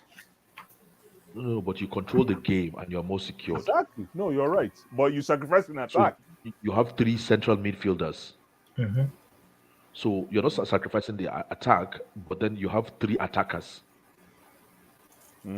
instead of what we are doing now, which is having 4 attackers. Okay, but Fair enough. even what's it called? A Porter, to me, he's not playing the 4-2-3-1 properly. To me, what he's playing is different from what Hold they're on. calling. So we've played 4-2-3-1 recently. We played 4-2-3-1. Yo, how good is Felici been like for you guys? It's been very good. Very Tosin, It's good. been good. It's been Tosin, good. I'm a fanboy, but for Felinci is not scoring goals, and I have a problem with that. That's all. But Felinci is my guy. I'm agenda based. But I don't. nobody's scoring goals in that team, man. But the thing is, No, Man, his But Felici touches has- is looking crazy with y'all. Like his touches on the ball, like the way he carries it, like, and it just seems like you guys are always looking for him. Just from highlights, it just seems like you guys are just getting him the ball. Because Tosin, when you are a baller, you are a baller. Interesting. Tosin, when This you is from now outside looking in. Outside looking in discussion. No, But go ahead. I like what I see, but I think we're having issues. We're having a lot of problems with coaching because to me, what they are playing is different from what they are calling it. What we are playing is a 4-4-2 with a number 10, but they are calling it 4-2-3-1. To me, that's not 4-2-3-1 because in 4-2-3-1, the 3 just behind the striker is like having 3 number 10. So you have 3 more or less like freedom fighters or free spirits, number 10, who can interchange, be fluid, can be anywhere on the pitch, okay, and they defend collectively and they attack collectively. But what we are doing is like we're putting the three behind the striker. We're putting one. We're putting them like wingers. To me, that's not a 4-2-3-1. So it's like when we're having what do you call it? Atta, Oscar, and Eden Hazard Yeah. just behind the I remember. striker. No, but Torres then. Abdul, are you saying That's that like- 4-2-3? Abdul, but this is a question to you, Abdul. Are you saying that 4-2-3-1 is our best option recently? No, I'm saying that's what they're playing now recently. Oh. Yeah, but no, that's what they are calling it. But I believe what they are doing is actually 4-2 with a number 10. Here's another question for you, Abdul. Which formation best expresses a true number 10? 4-2-3-1 or 4-3-3? 4-2-3-1 or 4-3-3. 4-3-3. Yeah. It depends. It comes down to what we are saying earlier on. That it depends on how you use your players. So you might be playing a formation, but how you use your players is indicative of who is actually at number 10. You can play a 4-3-3. Abdul will know about this. Abdul, you will know about this, about these pictures I'm about to show you, but continue talking. Okay, you can play a 4-3-3 without a number 10. Can you? Yeah, 4-3-3 without a number 10 now. Just play your national winger, just You play national like winger. a 2-8. You play 2-8 and 1-6. 1-6, yeah. And the three on top, you play them as wingers, inverted So wingers wingers. or direct wingers. On the right winger. Meaning But then, you don't this is important, Blue Eyes. But then Carlo Ancelotti, when he was at Chelsea, played the 4-3. He played with, instead of playing with 2 number 8, he was playing with 2 number 10. exactly. And he was playing with 3 central midfielders. So you can see three number 6. You read my mind. That was my next question, but you answered. You get it? So it depends, as you've said, as we spotted earlier on. It depends on actually how the City team played 2 number 10s. That team that won the Which one? Centurions, they played 2 number 10s in midfield. They played Fernandinho and they played De Bruyne and David Silva. Really? There was a time that Fernandinho was a 10? No, a 6. He was a 6, and then they played 2 number 10s ahead of him with De Bruyne and David Silva, and then Sane, Sterling, and Aguero up top. And they would just destroy teams with the way they would just hype. They will beat everybody to beat anything beatable is beatable. it depends on how the application of your formation really. How you apply it, that will determine who is which number, which is which number. So the formation can look the same on paper, but how you apply it might vary, which then would determine, who is number what or which number you're playing and things like that. Let's brush somewhere else a little bit. Let's brush somewhere else a little bit. Let's go. Let's talk. Blue Eyes, do you watch wrestling? Wrestling? Yes. I did, not now, but yeah. You got to go to someone else for wrestling. Yes. Who is your favorite there when you were watching it? I know there was Okogan, there was... now you're There were so many of them. Okogan, I'll tell you who. Okay, go ahead. Hi, man. Where do I start? The Macho Man Randy Savage. Randy Savage. I remember. Or is it Razor Ramon? Razor Ramon. No, if you want to talk we can talk wrestling, but I don't want to. We can talk just Josh Branch. Like just. Where do you want to start? Where do you want to start? We can talk about it. Man, I don't remember shit from that, man. I was a kid, man. I just remember. I remember the Eddie Guerrero and JBL. Do y'all remember that? Yeah, of course. I remember Rey Mysterio. He would always get cooked by Big Show. Big Show will always cook that man. And it's very short. It's very gara. Let me guess. The Rock. What was he? Your generation? Nah, he was a little bit before my time. Okay. But you caught it. Yeah. Do you catch him fighting or catch him acting? Acting. Acting. Yeah. Acting those was Goldberg, all those guys. Like people used to say Goldberg was incredible. Yeah. Like those were Stone Cold Austin. Like that was before my time. Okay. Like that, I was like where it was like John Cena, Eddie Guerrero. So you saw John Cena fight and act. Both. Yeah. I remember when John Cena was United States champion and WWE SmackDown and shit. I remember. Yeah. I also like that. And John Cena got bars too, man. He got bars. Exactly. No, But bless, I also remember this one too. I remember WrestleMania. Was it WrestleMania 14 or 15 where Shawn Michael and The Undertaker? Shawn Michael, don't. Shawn Michael's a legend. Oh, Shawn Michaels. Shawn Michaels was a genius, man. Shawn Michaels was so legend. fucking entertaining to watch. Shawn Michaels was fucking amazing. Stop. So Triple H. I remember Triple H, Batista. Batista. So many of them, man.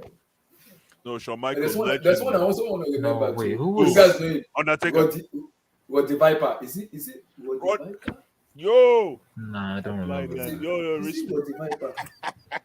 I think that's his name. Oh. I'm like going deep, man. Okay, Is he what the Viper? Am I right? I think he is. Oh.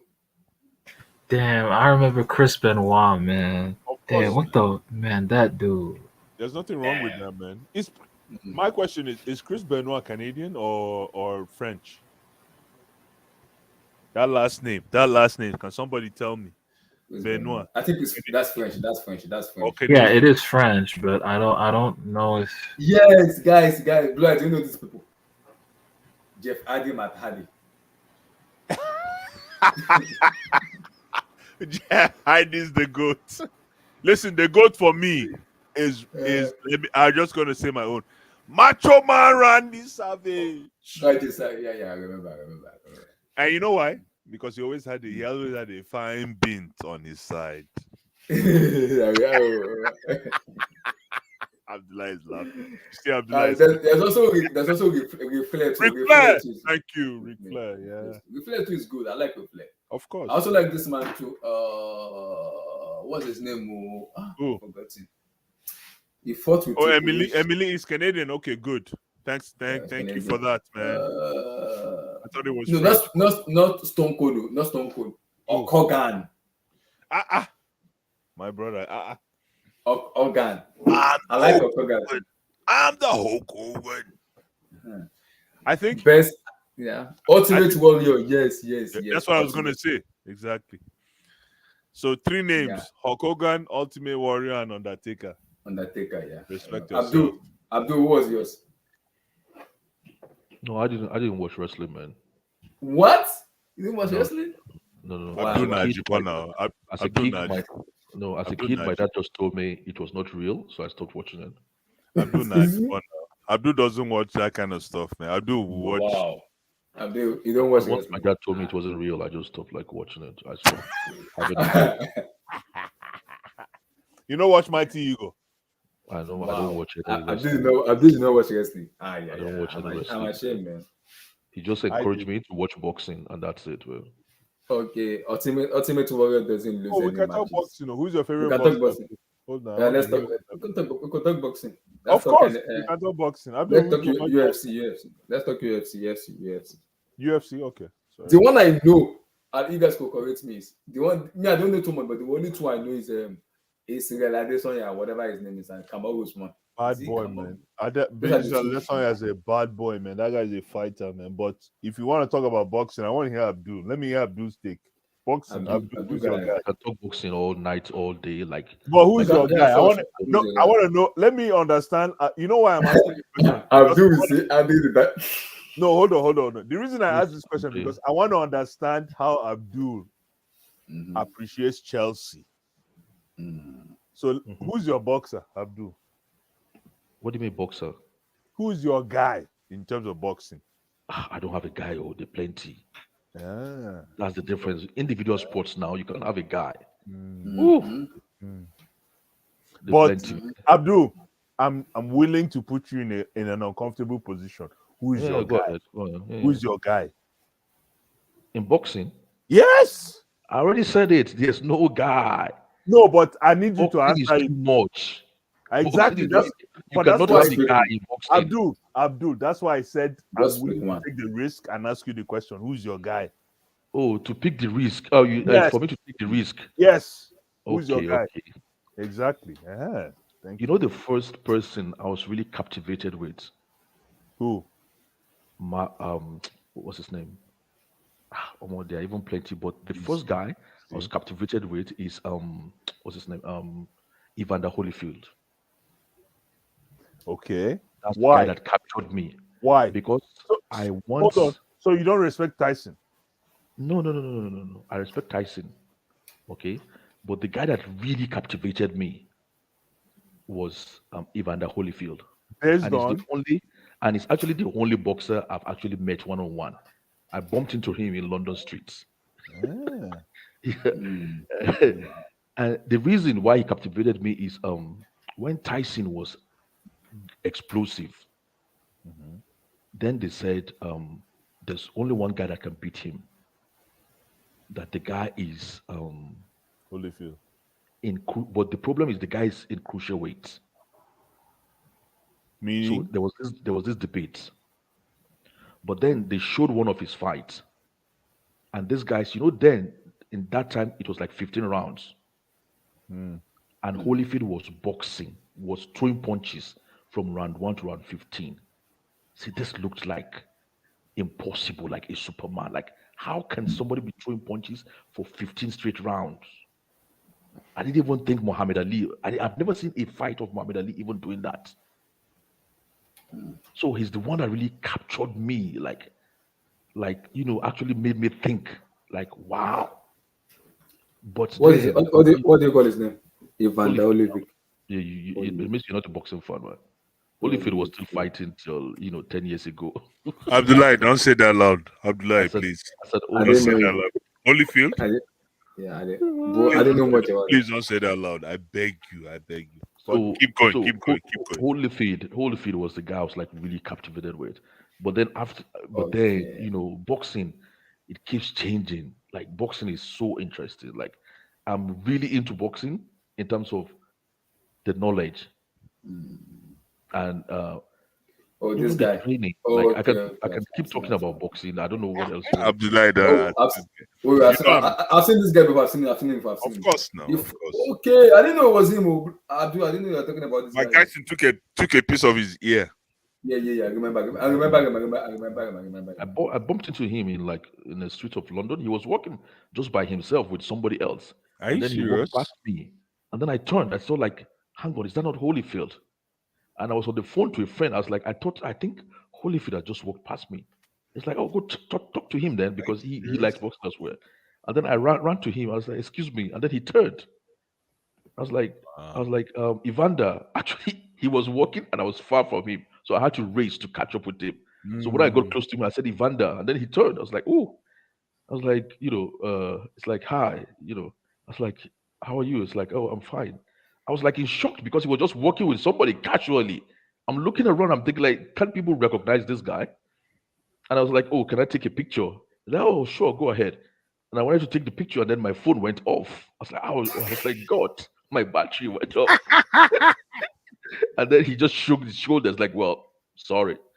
And then he went, and then I was like trying to like fiddle with my phone to see like what's wrong with my phone, how come it went off? And then he kept working, and then I turned on my phone again. I said like, oh, my phone is still working. And then when I caught up with him, then people had recognized him, and people had like started like taking pictures with him and things like that. When was your power bank there? My what? The power bank. And that kind It of was thing. some rubbish phone, man. I was using. I'm not. Even if it's rubbish food, always have a backup. Power bank is a backup. Always have a backup. If it's not good enough, have a backup in power bank. Oh dear. But So how do you rate Muhammad Ali and then Mike Tyson? um, probably Muhammad Ali was the first, maybe the first international superstar. You get it? But the thing is, what people don't know about Muhammad Ali is um, people don't really appreciate how good he was, because majority only focus on, after he refused to go and fight in the Vietnam War, and then he came back. But after then, he had like 3 years layoff, and he wasn't the same anymore. If you look at Muhammad Ali's videos when it was still black and white TV, when it was still black and white pictures, and he was young, what he did then was, to me, it almost seems like it's humanly impossible, because it looks like somebody who was like dancing on his toes. And that guy called himself an heavyweight. He was unbelievable, you know. But the problem with martial art in general and like boxing is people don't get coached properly anymore. So they just like coach them in the wrong way, and then they get fame and then make a bit of money and then whatever. But So I look at it. I look at this recent fight now between Antonio Joshua, Tyson Fury, and Deontay Wilder. I'm like, because AJ now a guy for Nigeria, but AJ doesn't look like a boxer to me. He eats too many yabas and too many amala. That annoying the heck out of me. Because as a boxer, there are some certain things you have to kind of avoid, and something you have to also consume in your body too. So I think looking at Wilder and Leave AJ, man. Nah, wow. right, AJ is not a boxer. For me, it's not. It doesn't look like it. That guy should not call himself a boxer, man. It's annoying me, man. When I have all hope on that guy, he lets me down, and that pisses me off, man. That pisses me off. yeah, you see the problem is Piss me off, man. you see the problem is you see the problem with AJ is okay, there's a few, I wouldn't say it's a problem anyway, but this how me I've been able to analyze it. You see, if AJ grew up naturally, okay, with his natural body, he would not be a heavyweight. Maximum, he'll probably be a cruiserweight. But in those days, he'll probably be a light heavyweight if he grew up naturally with his natural body. But then, obviously, he built his body up, with training and muscle training. That's what got him big. Muscles. So the problem is, when you do that, then your cardio have to be very good. So that's why he's having all this problem with gassing out. But then there's one thing with AJ, okay? He hits very hard. That's his advantage. He hits very, very hard. I hope you don't. I hope Abdul know boxing. You can tell from that conviction, but I hope Abdul talks about the disadvantage of what he just said right now. He hit him very hard. No. So if he catches you, you are gone. Exactly. If he catches you, But if you're he doesn't, gone. Okay, he'll probably catch you because you are in the ring with him. There's no way you're going for how many rounds. So he's gonna catch you. But the problem is, you see, once you can take his punch, it's a matter of time. Once you can take his punch, it's a matter of time. Get ready. Okay, he's either going to gas out or you're going to beat him. He doesn't have stamina. Okay. And another thing is, I keep saying it to these people. If you're a heavyweight, it's not just by body are you a heavyweight, but do you have a heavyweight chin? Okay, your jaw, is it a heavyweight jaw? That's AJ's biggest disadvantage. He doesn't have a heavyweight jaw. So for somebody like Wilder, if Wilder catches him, Wilder can actually kill him. Yeah, it's over. The other one out. Yeah, point. Wilder can kill AJ if they're fighting, because AJ doesn't have a heavyweight jaw. You get it? So that's his greatest weakness. And then his stamina, he runs out of the stamina he can improve. It depends on the training. How high altitude training and things like that. He can improve his stamina, but he has to very focus on. But his main physiological disadvantage is he still doesn't have a heavyweight jaw. Yeah. So when you have a hard hitter like Wilder, he catches him once, it's good Yeah. nights. Yeah. I like Wilder too. Deontay Wilder. I like Wilder. And this guy, what is the Tyson Fury? Is it Tyson Fury? Am I right? Because when you look at those fights, I prefer Wilder for me than Fury. Tyson Fury, because Tyson Fury is like someone that he makes too much mouth. I don't like someone who make mouth. I like Wilder for me more than You know the Joshua. problem. You know the problem, okay? And it's not Fury's fault.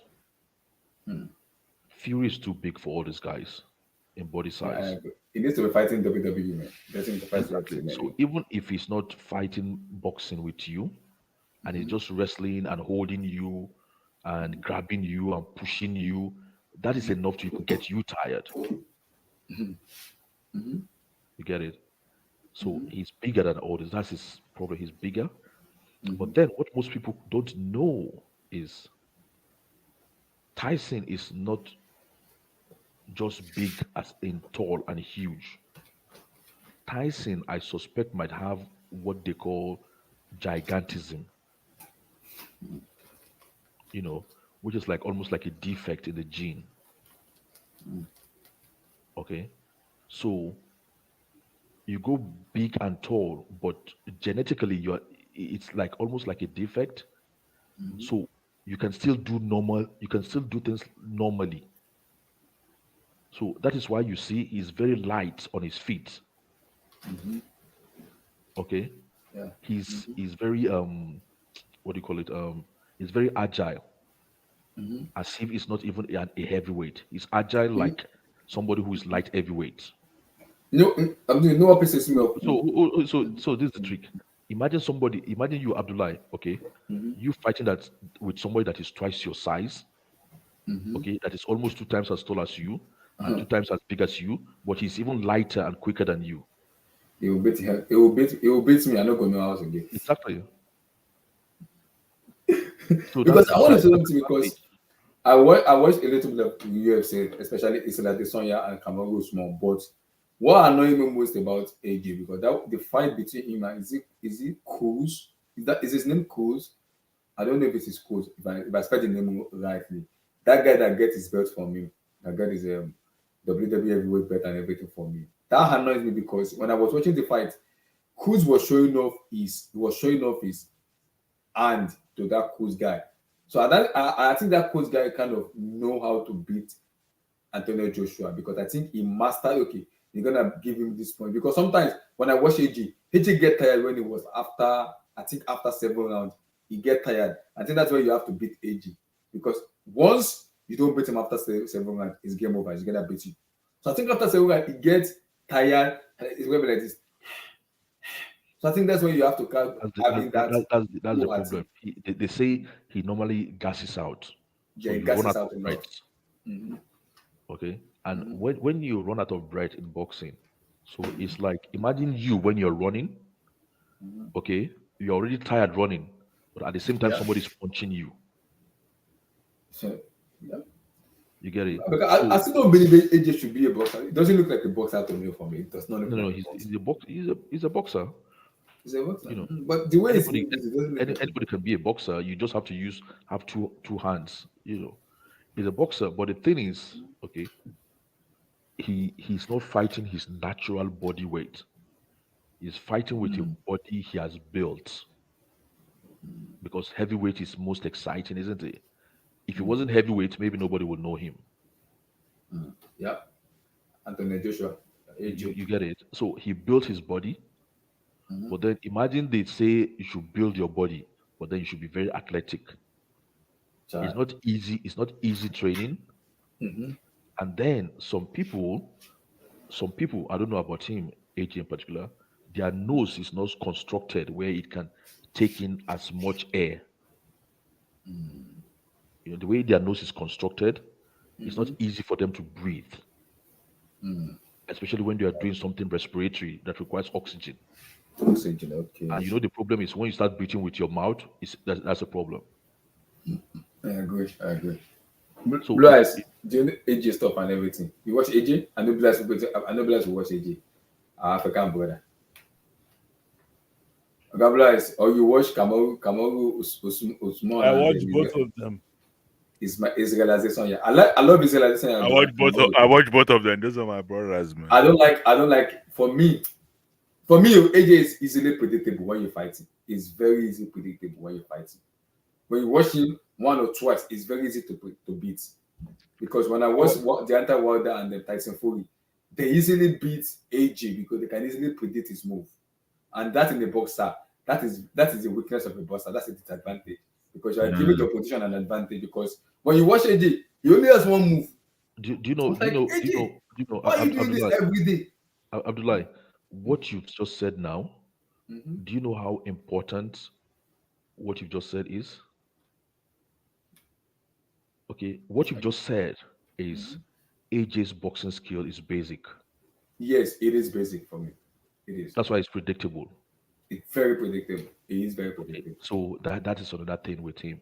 When you start doing the sports very late, like when you're 19, Mm-hmm. you know, sometimes maybe you can only acquire the basics Mm-hmm. of that art. Mm-hmm. You see, you are trying to you see you are now started describing the whole sum of him, where if people close to him might not be telling him that, Mm-hmm. because It's very obviously he's predictable. paying them. They're not going to correct. They're not going to say. They're just going to tell him, "Oh, you can do this. You can do that. If you do this, you can do that. Whatever." I'm Mm-hmm. sure nobody will tell him like his boxing skills are still basic. It's very basic because when I watch him, when I watch him and I watch Tyson Fury and Deontay Wilder, especially Wilder. Wilder easily beats him because Wilder will just look at him. Okay, I know how to beat AJ. Just one punch is game over. Just that one torpedo punch he gave AJ. Boom, game over because AJ is very very predictable with his punches. He's gonna be punching like this. Just, if you can survive that point after several rounds, you are done. You see, You will beat AJ people very did not easy.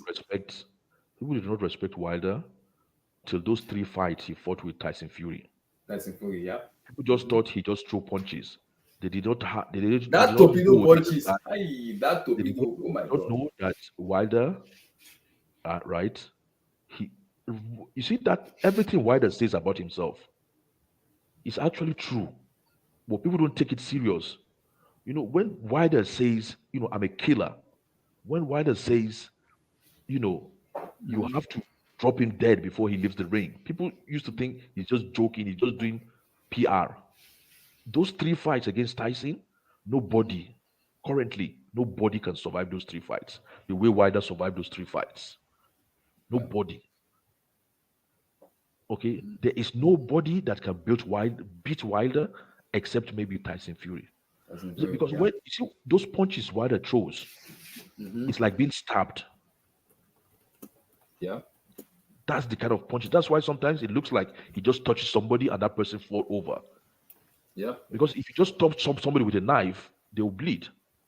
Mm-hmm. Those punches is true. It's like, in Nigeria they used to say Paco, Baku, yes, I remember. wood. Baku on When wood. you hit somebody with Paco with wood, that's how Wilder's punches are.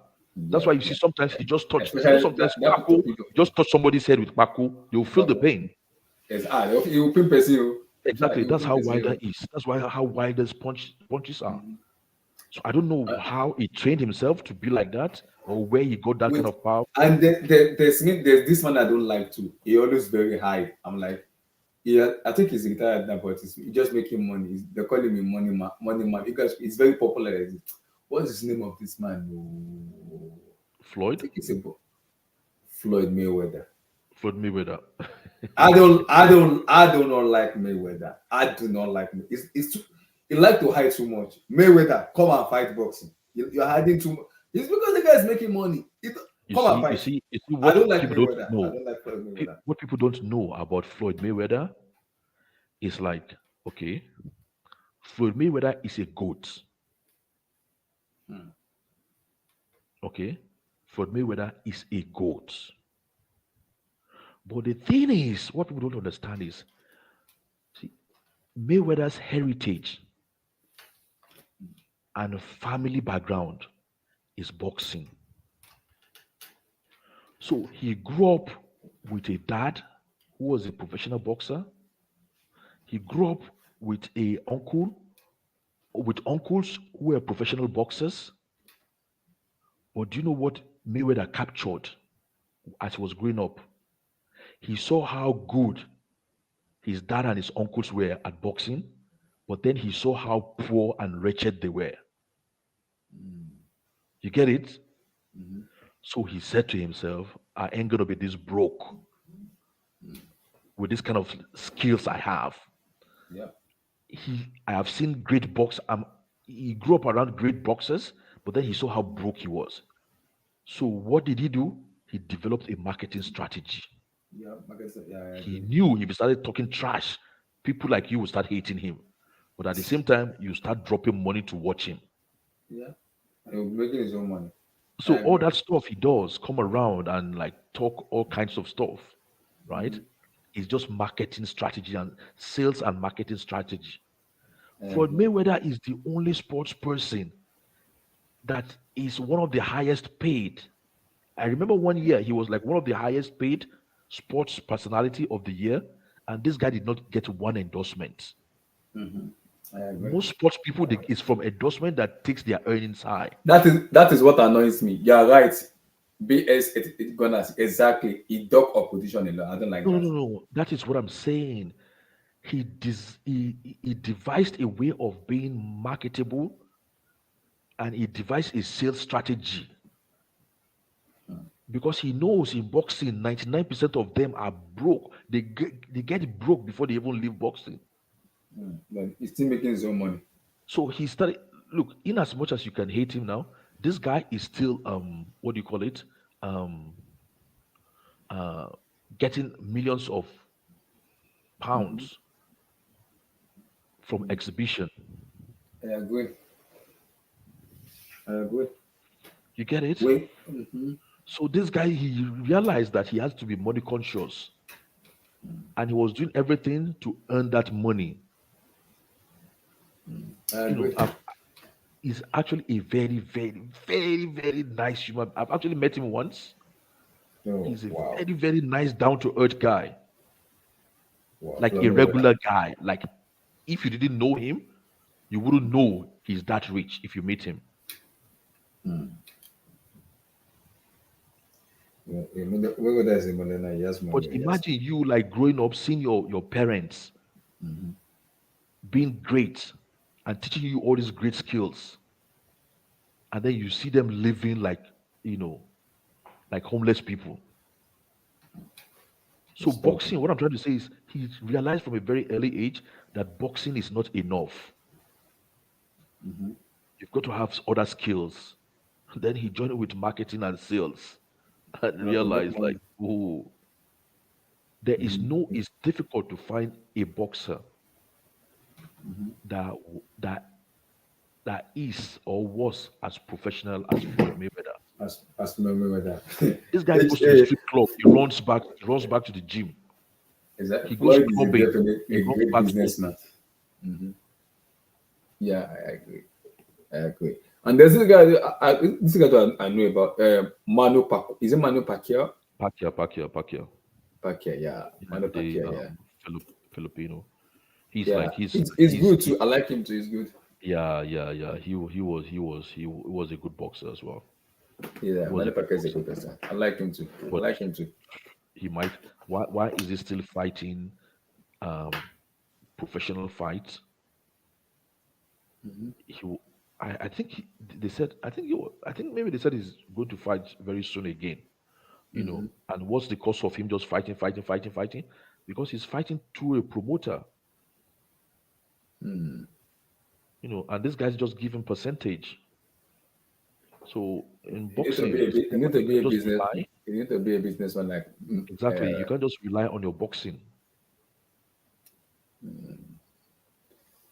yep. So do you want those guys like Adesanya and Usman? They're just like heavyweight. They're different than the But Pacquiao, the those ones are not AG, boxers. They're like I mean UFC. UFC. Okay. Yeah, and I don't really.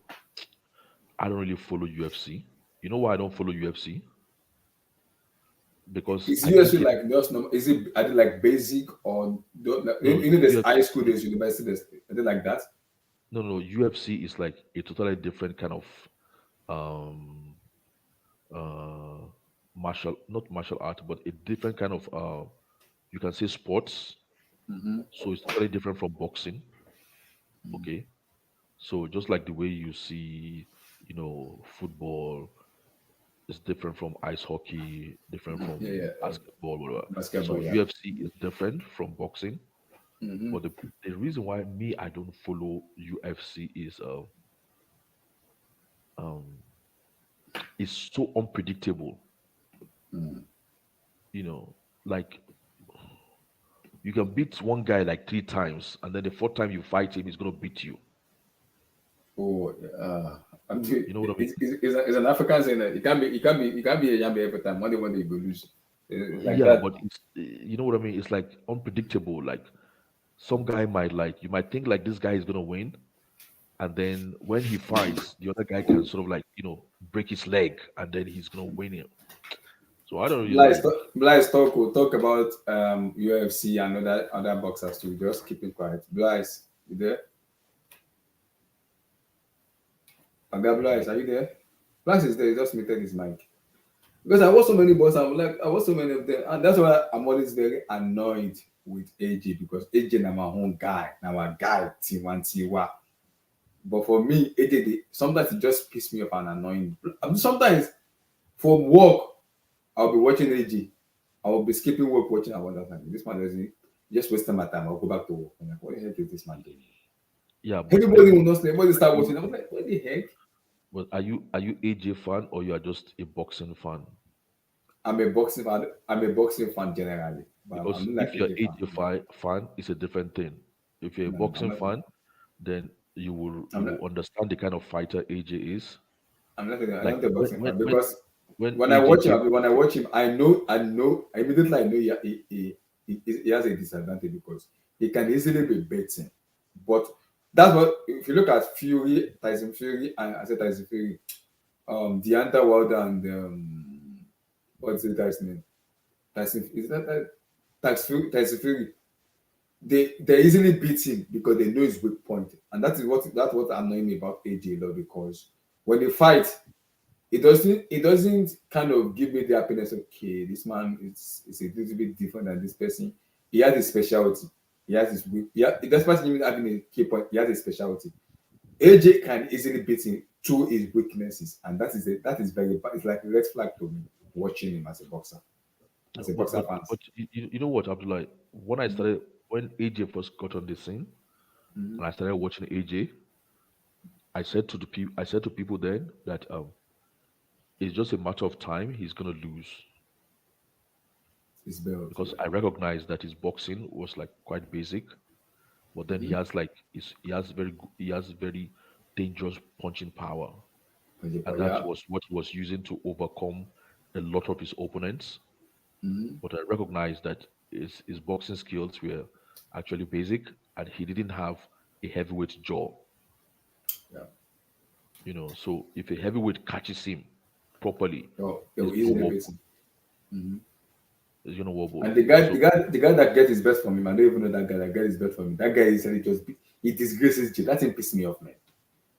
Is that guy from Mexico, the guy that beat him that collected his what Ruiz, yeah, he's like ways? Mexican American. Yeah. Yes, that guy, that thing pissed me off. I'm like, AJ, what the heck? That thing annoying me, man. How do you lose this kind of title? How?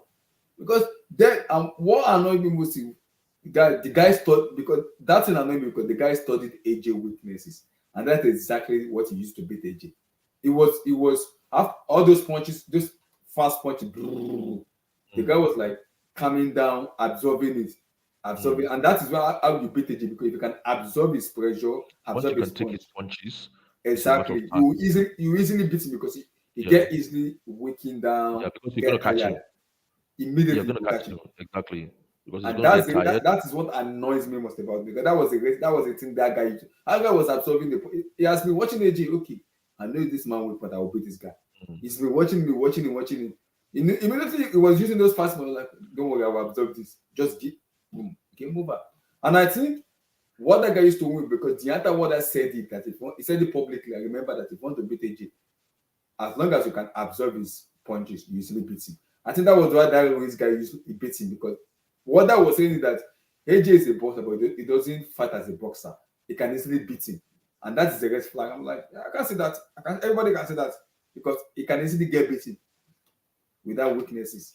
He will easily lose his title without weaknesses. He will easily lose his title, because people can easily beat him. That once you can absorb his punches, game over. You beat AJ. You send him back home. You will send him back home immediately. But as a boxer, he needs to have a different strategy. In as much as you have a fast punching, you have to have a different strategy where you can easily have it. If the plan doesn't work, the plan B will work. Yeah, Uslok can box too, yeah. Uslok can box. I like Uslok too. Almozu, no technical. Bless, are you there? I got Bless. Bless is not even talking, just listening to us. Bless, don't go chill now. It's Friday. No, Bless is here. I know he's here. Just muted his mind. He's going to chill, man. It's Friday. Man. I don't even know when he I'm live. Can you hear me? We can hear you. We can hear you. Okay. You don't go chill, man. On Friday nights. Friday. No. Because Bless, Then teach me how to respect my people, man. No. I was telling that AJ pissed me off because he's very, very easy to beat him with his punches. As long as you can absorb his punches, it's game over for me. That is annoying me a lot. He annoys the heck out of me. Why? But why would somebody acknowledge that? But Bless, if you can acknowledge that, you will go forward as a human being. It make you learn. You learn. Oh, that's what Abdul was saying. Humility. Mm-hmm. Abdul said it like a long time ago. Humility. Maybe the people that guide him, do you think they tell him those truth words and let him? You know how hard. Do you know how hard it is to tell somebody that it's paying you? That's why I said it. That's why I said it. I need somebody to prove me wrong. Did I say anything wrong? No. Do you think anybody's gonna criticize you when you're paying them what they're using to feed your family? Okay. No. I'm paying people. But Abdul, I get that. But Abdul, if you want somebody to move forward and you want him to be successful, in one way or the other, you have to tell him his good points. So that's what the responsibility of the coach and the teacher is. So that's why they said it's not just enough to be a great coach, you have to be a great teacher. You get you? When somebody is paying you like £2 million and say, train me, are you going to just be telling him the negative? No. You tell him the positive. But when you notice the weakness in, if you want someone to be successful and you notice that weakness, you don't need to fight. You sit down. Can I have a discussion with you? Go ahead. I want to say something. You might be angry. You might be annoyed with me. Once I say it, decide what you want to do. I'm okay with that. I will take it. But I noticed this and this and this and this as your weak point, and I believe if you can work on this, you'll be the most successful. This and that. He will listen as a boxer. Someone that want to learn and that want to become successful will listen, regardless of the money you are paying him, because you are guiding him to be successful. He will listen. But those people, I don't know if AJ has those people that can tell him, these are the things you are working on. The only people that can tell him that, the only people that can tell him that are actually his coach, or people that are maybe related to him. So you see, like someone like Floyd Mayweather, his dad taught him everything from when he was like 7 years old. So his dad can talk to him. His dad can tell him the truth. That's what we mean. Okay, I get you now. His dad can tell him like, nah, don't do this. Like, oh no, this is whatever. No, I know what I mean. No, I get you. So that is why you see Floyd remained with those people all his life. He remained with his uncle and his dad all his fighting career. They can easily guide him when they make mistakes. He knows that he needs their guidance, and he knows those people are going to tell him the truth and nothing else. But you see, when I you go and agree. bring somebody from outside and you're paying that person a few million pounds or dollars, it's difficult. It's just Because Lloyd, that thing annoys me because when I watch him from far, me as a fan watching from far, I can notice that oh man, this man have weakness, so this man can easily get beaten easily, easily, not even like easily. But I'm like, this man's he has an advisor who can easily advise him and put him in the right direction, not the wrong one. But they are putting him in the wrong direction because he's paying them, yes. But sometimes I understand the payment, but sometimes if you want someone to be successful, you have to help the payment and say, well, Omo, if na this one you won't pay me, me and you make we fight. Make we Exactly. fight. Make we no show up put it again. this way, put it this I way, want you to succeed. put it this way, Abdullah. Okay, sometimes I see some of these coaches that are not even coaching a particular boxer. Okay, and they are asking them about a particular boxer, maybe on YouTube or maybe in an interview, maybe like a television interview or something like that. Okay, it's not their boxer they are asking them about. They're asking them about another boxer. They still cannot tell the truth about a boxer, a different boxer, who is not one of their own boxers they are training. You know why? You know why? Because they are looking at prospective trainee. They don't want to be too critical openly, so that maybe down the line, that guy, might consider them for a job, Job, or okay. maybe you know what I mean. I get it. They don't want to like be too critical, so that they don't get black box or somebody does not consider them when they're looking for certain jobs. You know what I mean? So that's how delicate it is. I know Abdul, but I also for me, I also believe because when I watch AJ and the Wilder Tyson, I think he's been misguided by the people around him. Because if he's being guided directly by the people around him, I think it will be the best when it comes to boxing because he has that talent. But I think he's misguided in terms of noticing, putting the right thing in the right place and letting the wrong thing be the wrong thing. So they are putting the wrong thing in the right place and the right place in the wrong thing. Those are the caliber of negativity affecting AJ, why he's kind of losing and just in matches. Because those people are So working that with is him, can why. easily direct him and guide him. So that is why you need people that you are close to and that you've known for a very long time, people that you can Yeah, listen to yeah, be around you. You need people that can listen to you, yeah, sorry, that you can listen to around you all the time. yeah. I agree. People that will tell you the truth. Once you start putting other people close to you, then you start getting the wrong impression. Okay.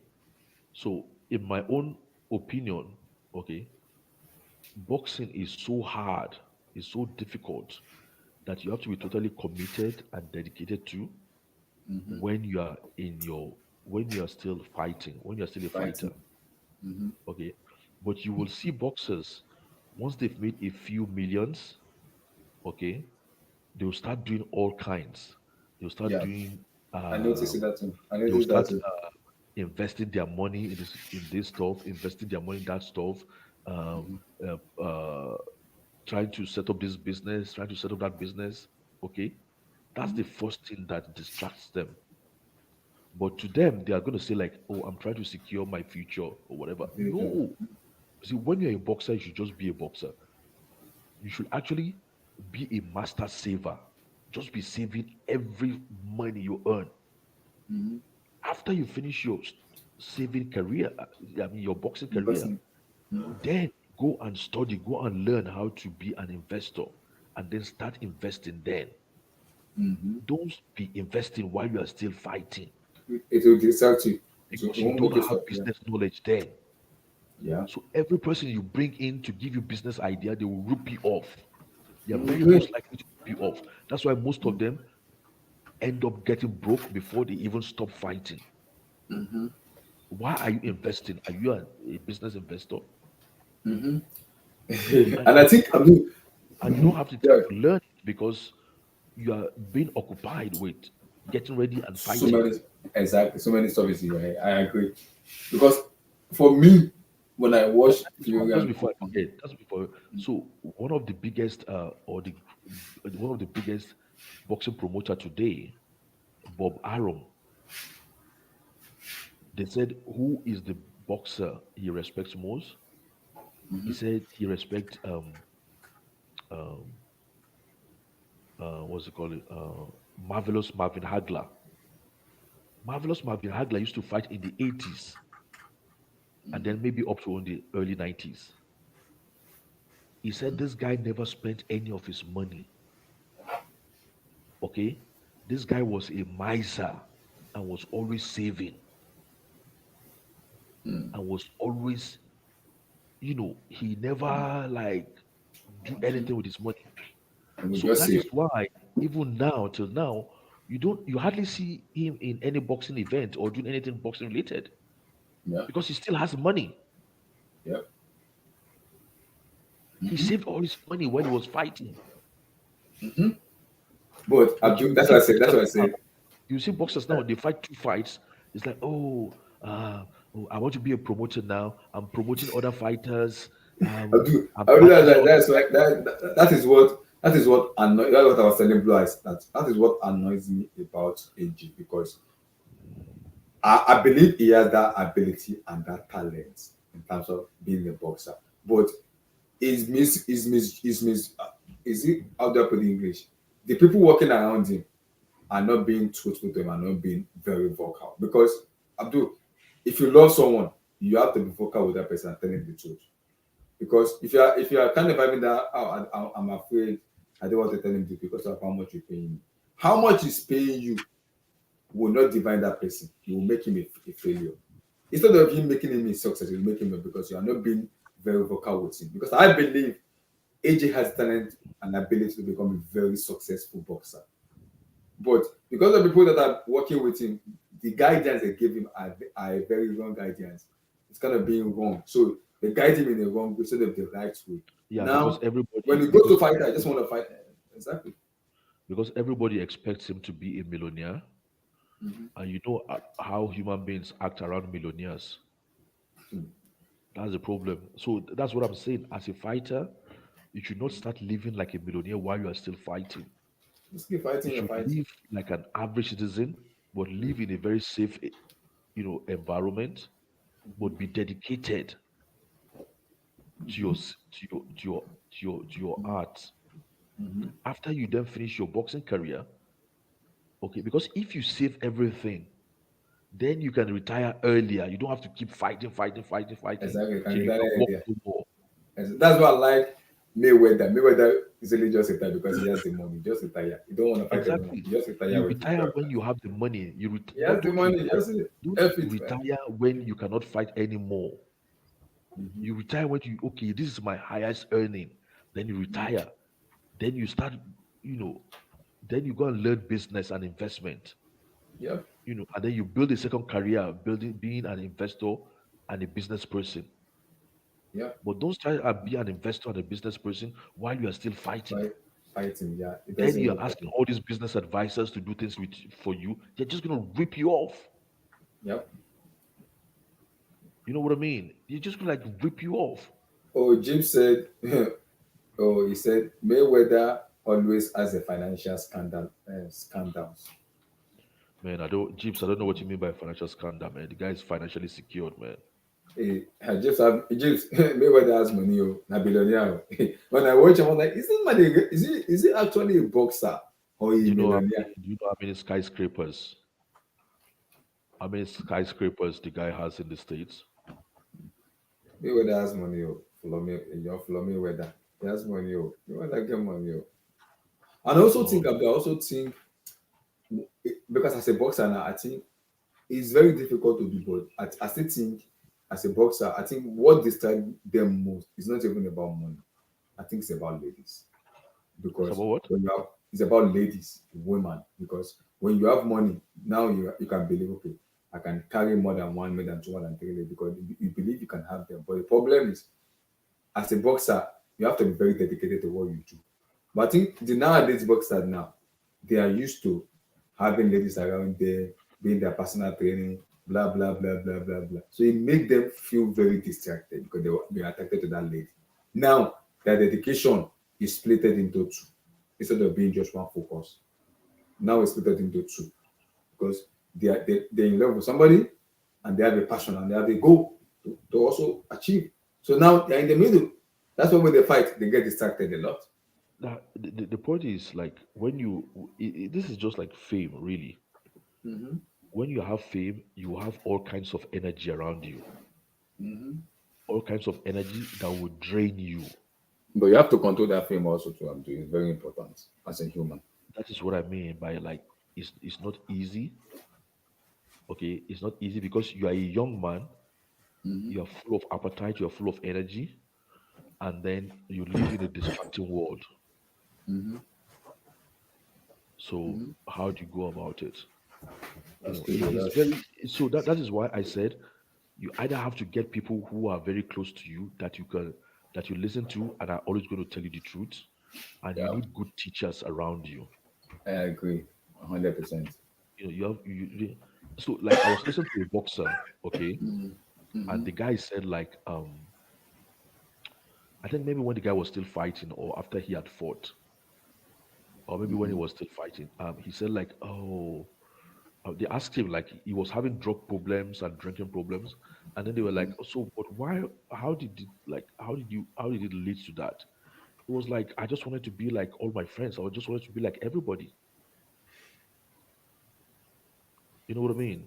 So it's Mm-hmm. like you becoming rich and famous, and then Mm-hmm. all your friends were like, "Oh, they are going out drinking, or they're going to the bar and things like, and they're enjoying life." You just want to be like them. You just want to be. It's not even like the Mm-hmm. money. You just want to be like your friends and the people around you. Okay, Yeah. so that is why I said teaching is very important. Remember that I quote agree. I used to throw on Twitter, okay, Mm. where I said like heaven is lonely.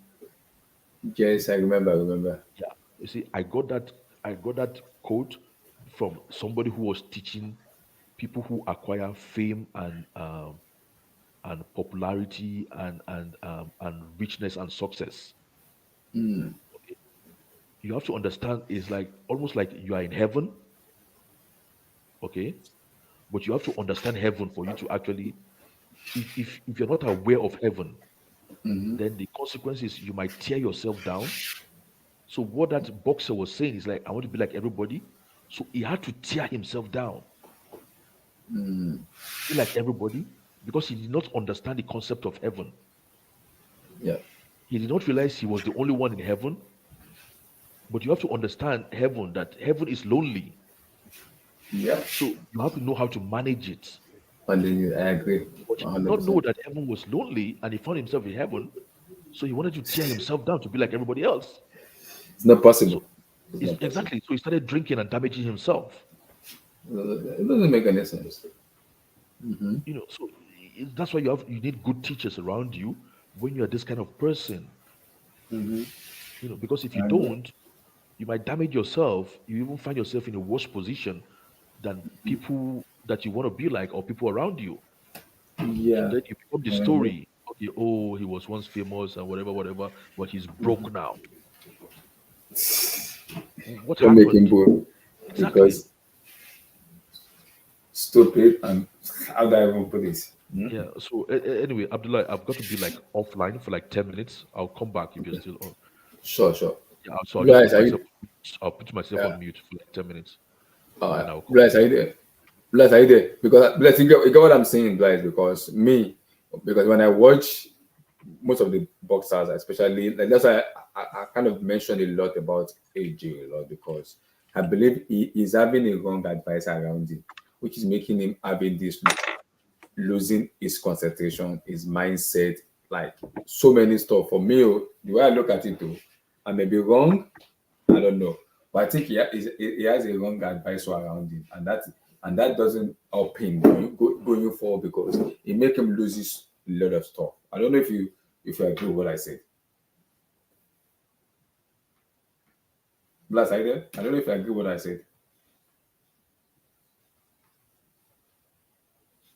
Bryce, are you there? We can't hear you, brother. I think we can't hear Bryce. Bryce, are you there? Oluwa, are you there? Because Oluwa just muted. He didn't even say anything. I know he's listening to us, but he didn't say anything. Oluwa, are you there? Bryce, are you there? Yeah, that's for me though, because I believe he needs to have a special advisor who can always advise him when you do wrong, you do right, and everything. That will shape him a lot and help him. I don't think he has that.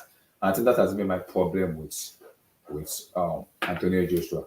He will be back though. I think he will be back. You just have sometimes in life when you fail, you have to take a step back and say, okay, I think this is not working a little bit, and take a step back, look at myself, we refurnish myself, refresh myself, remanufacture myself, and come down good. I think AJ will be fine though. As long Yeah, I did watch it. Yeah, I did. It was a very good game. It was an open game though. James, join the show now. Let's hear you. Let's join the show. Let's hear you now. Join the show. Let's hear you. James, join now.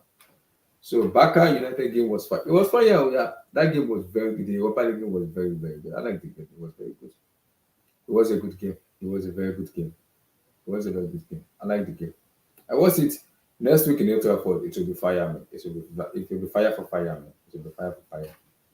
Fire for fire, fire, fire, fire, fire, fire, fire, fire, fire, fire, fire, fire. It will be fire. Next week will be fire, man. Next week in Old Trafford will be fire. But guys, for me, that's it. But and the EPL is already back, guys. The EPL is back tomorrow. Arsenal play. Let's look at the EPL matches. Arsenal play. Aston Villa will play Southampton. See, as a Chelsea fan, I think Barcelona will win for me though a little bit. I think Barcelona will sneak it.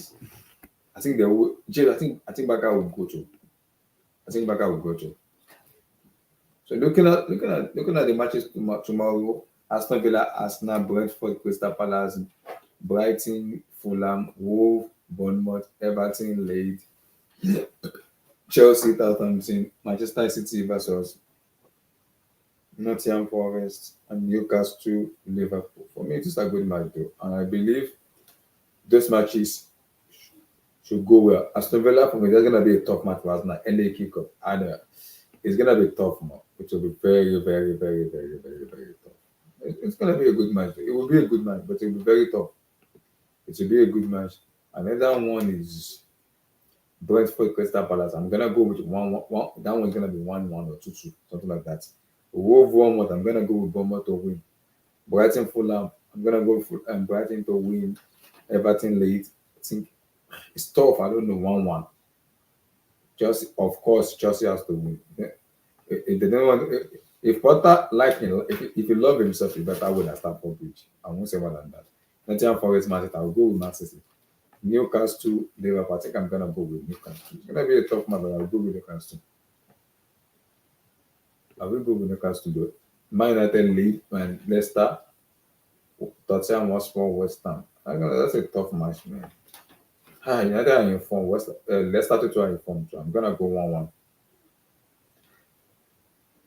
Yes, Gunners. Me too. I hate game. I hate it too. I hate early kickoff game. It's annoying. What do you do? It's annoying, man.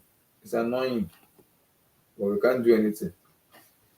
Tottenham Hotspur, West Ham. That's gonna be a good match. Tottenham Hotspur are top. So West Ham is a London derby. So it is what it is. It is what it is. It is what it is. It is what it is. We'll see though. We'll see for me. Guys, like the video.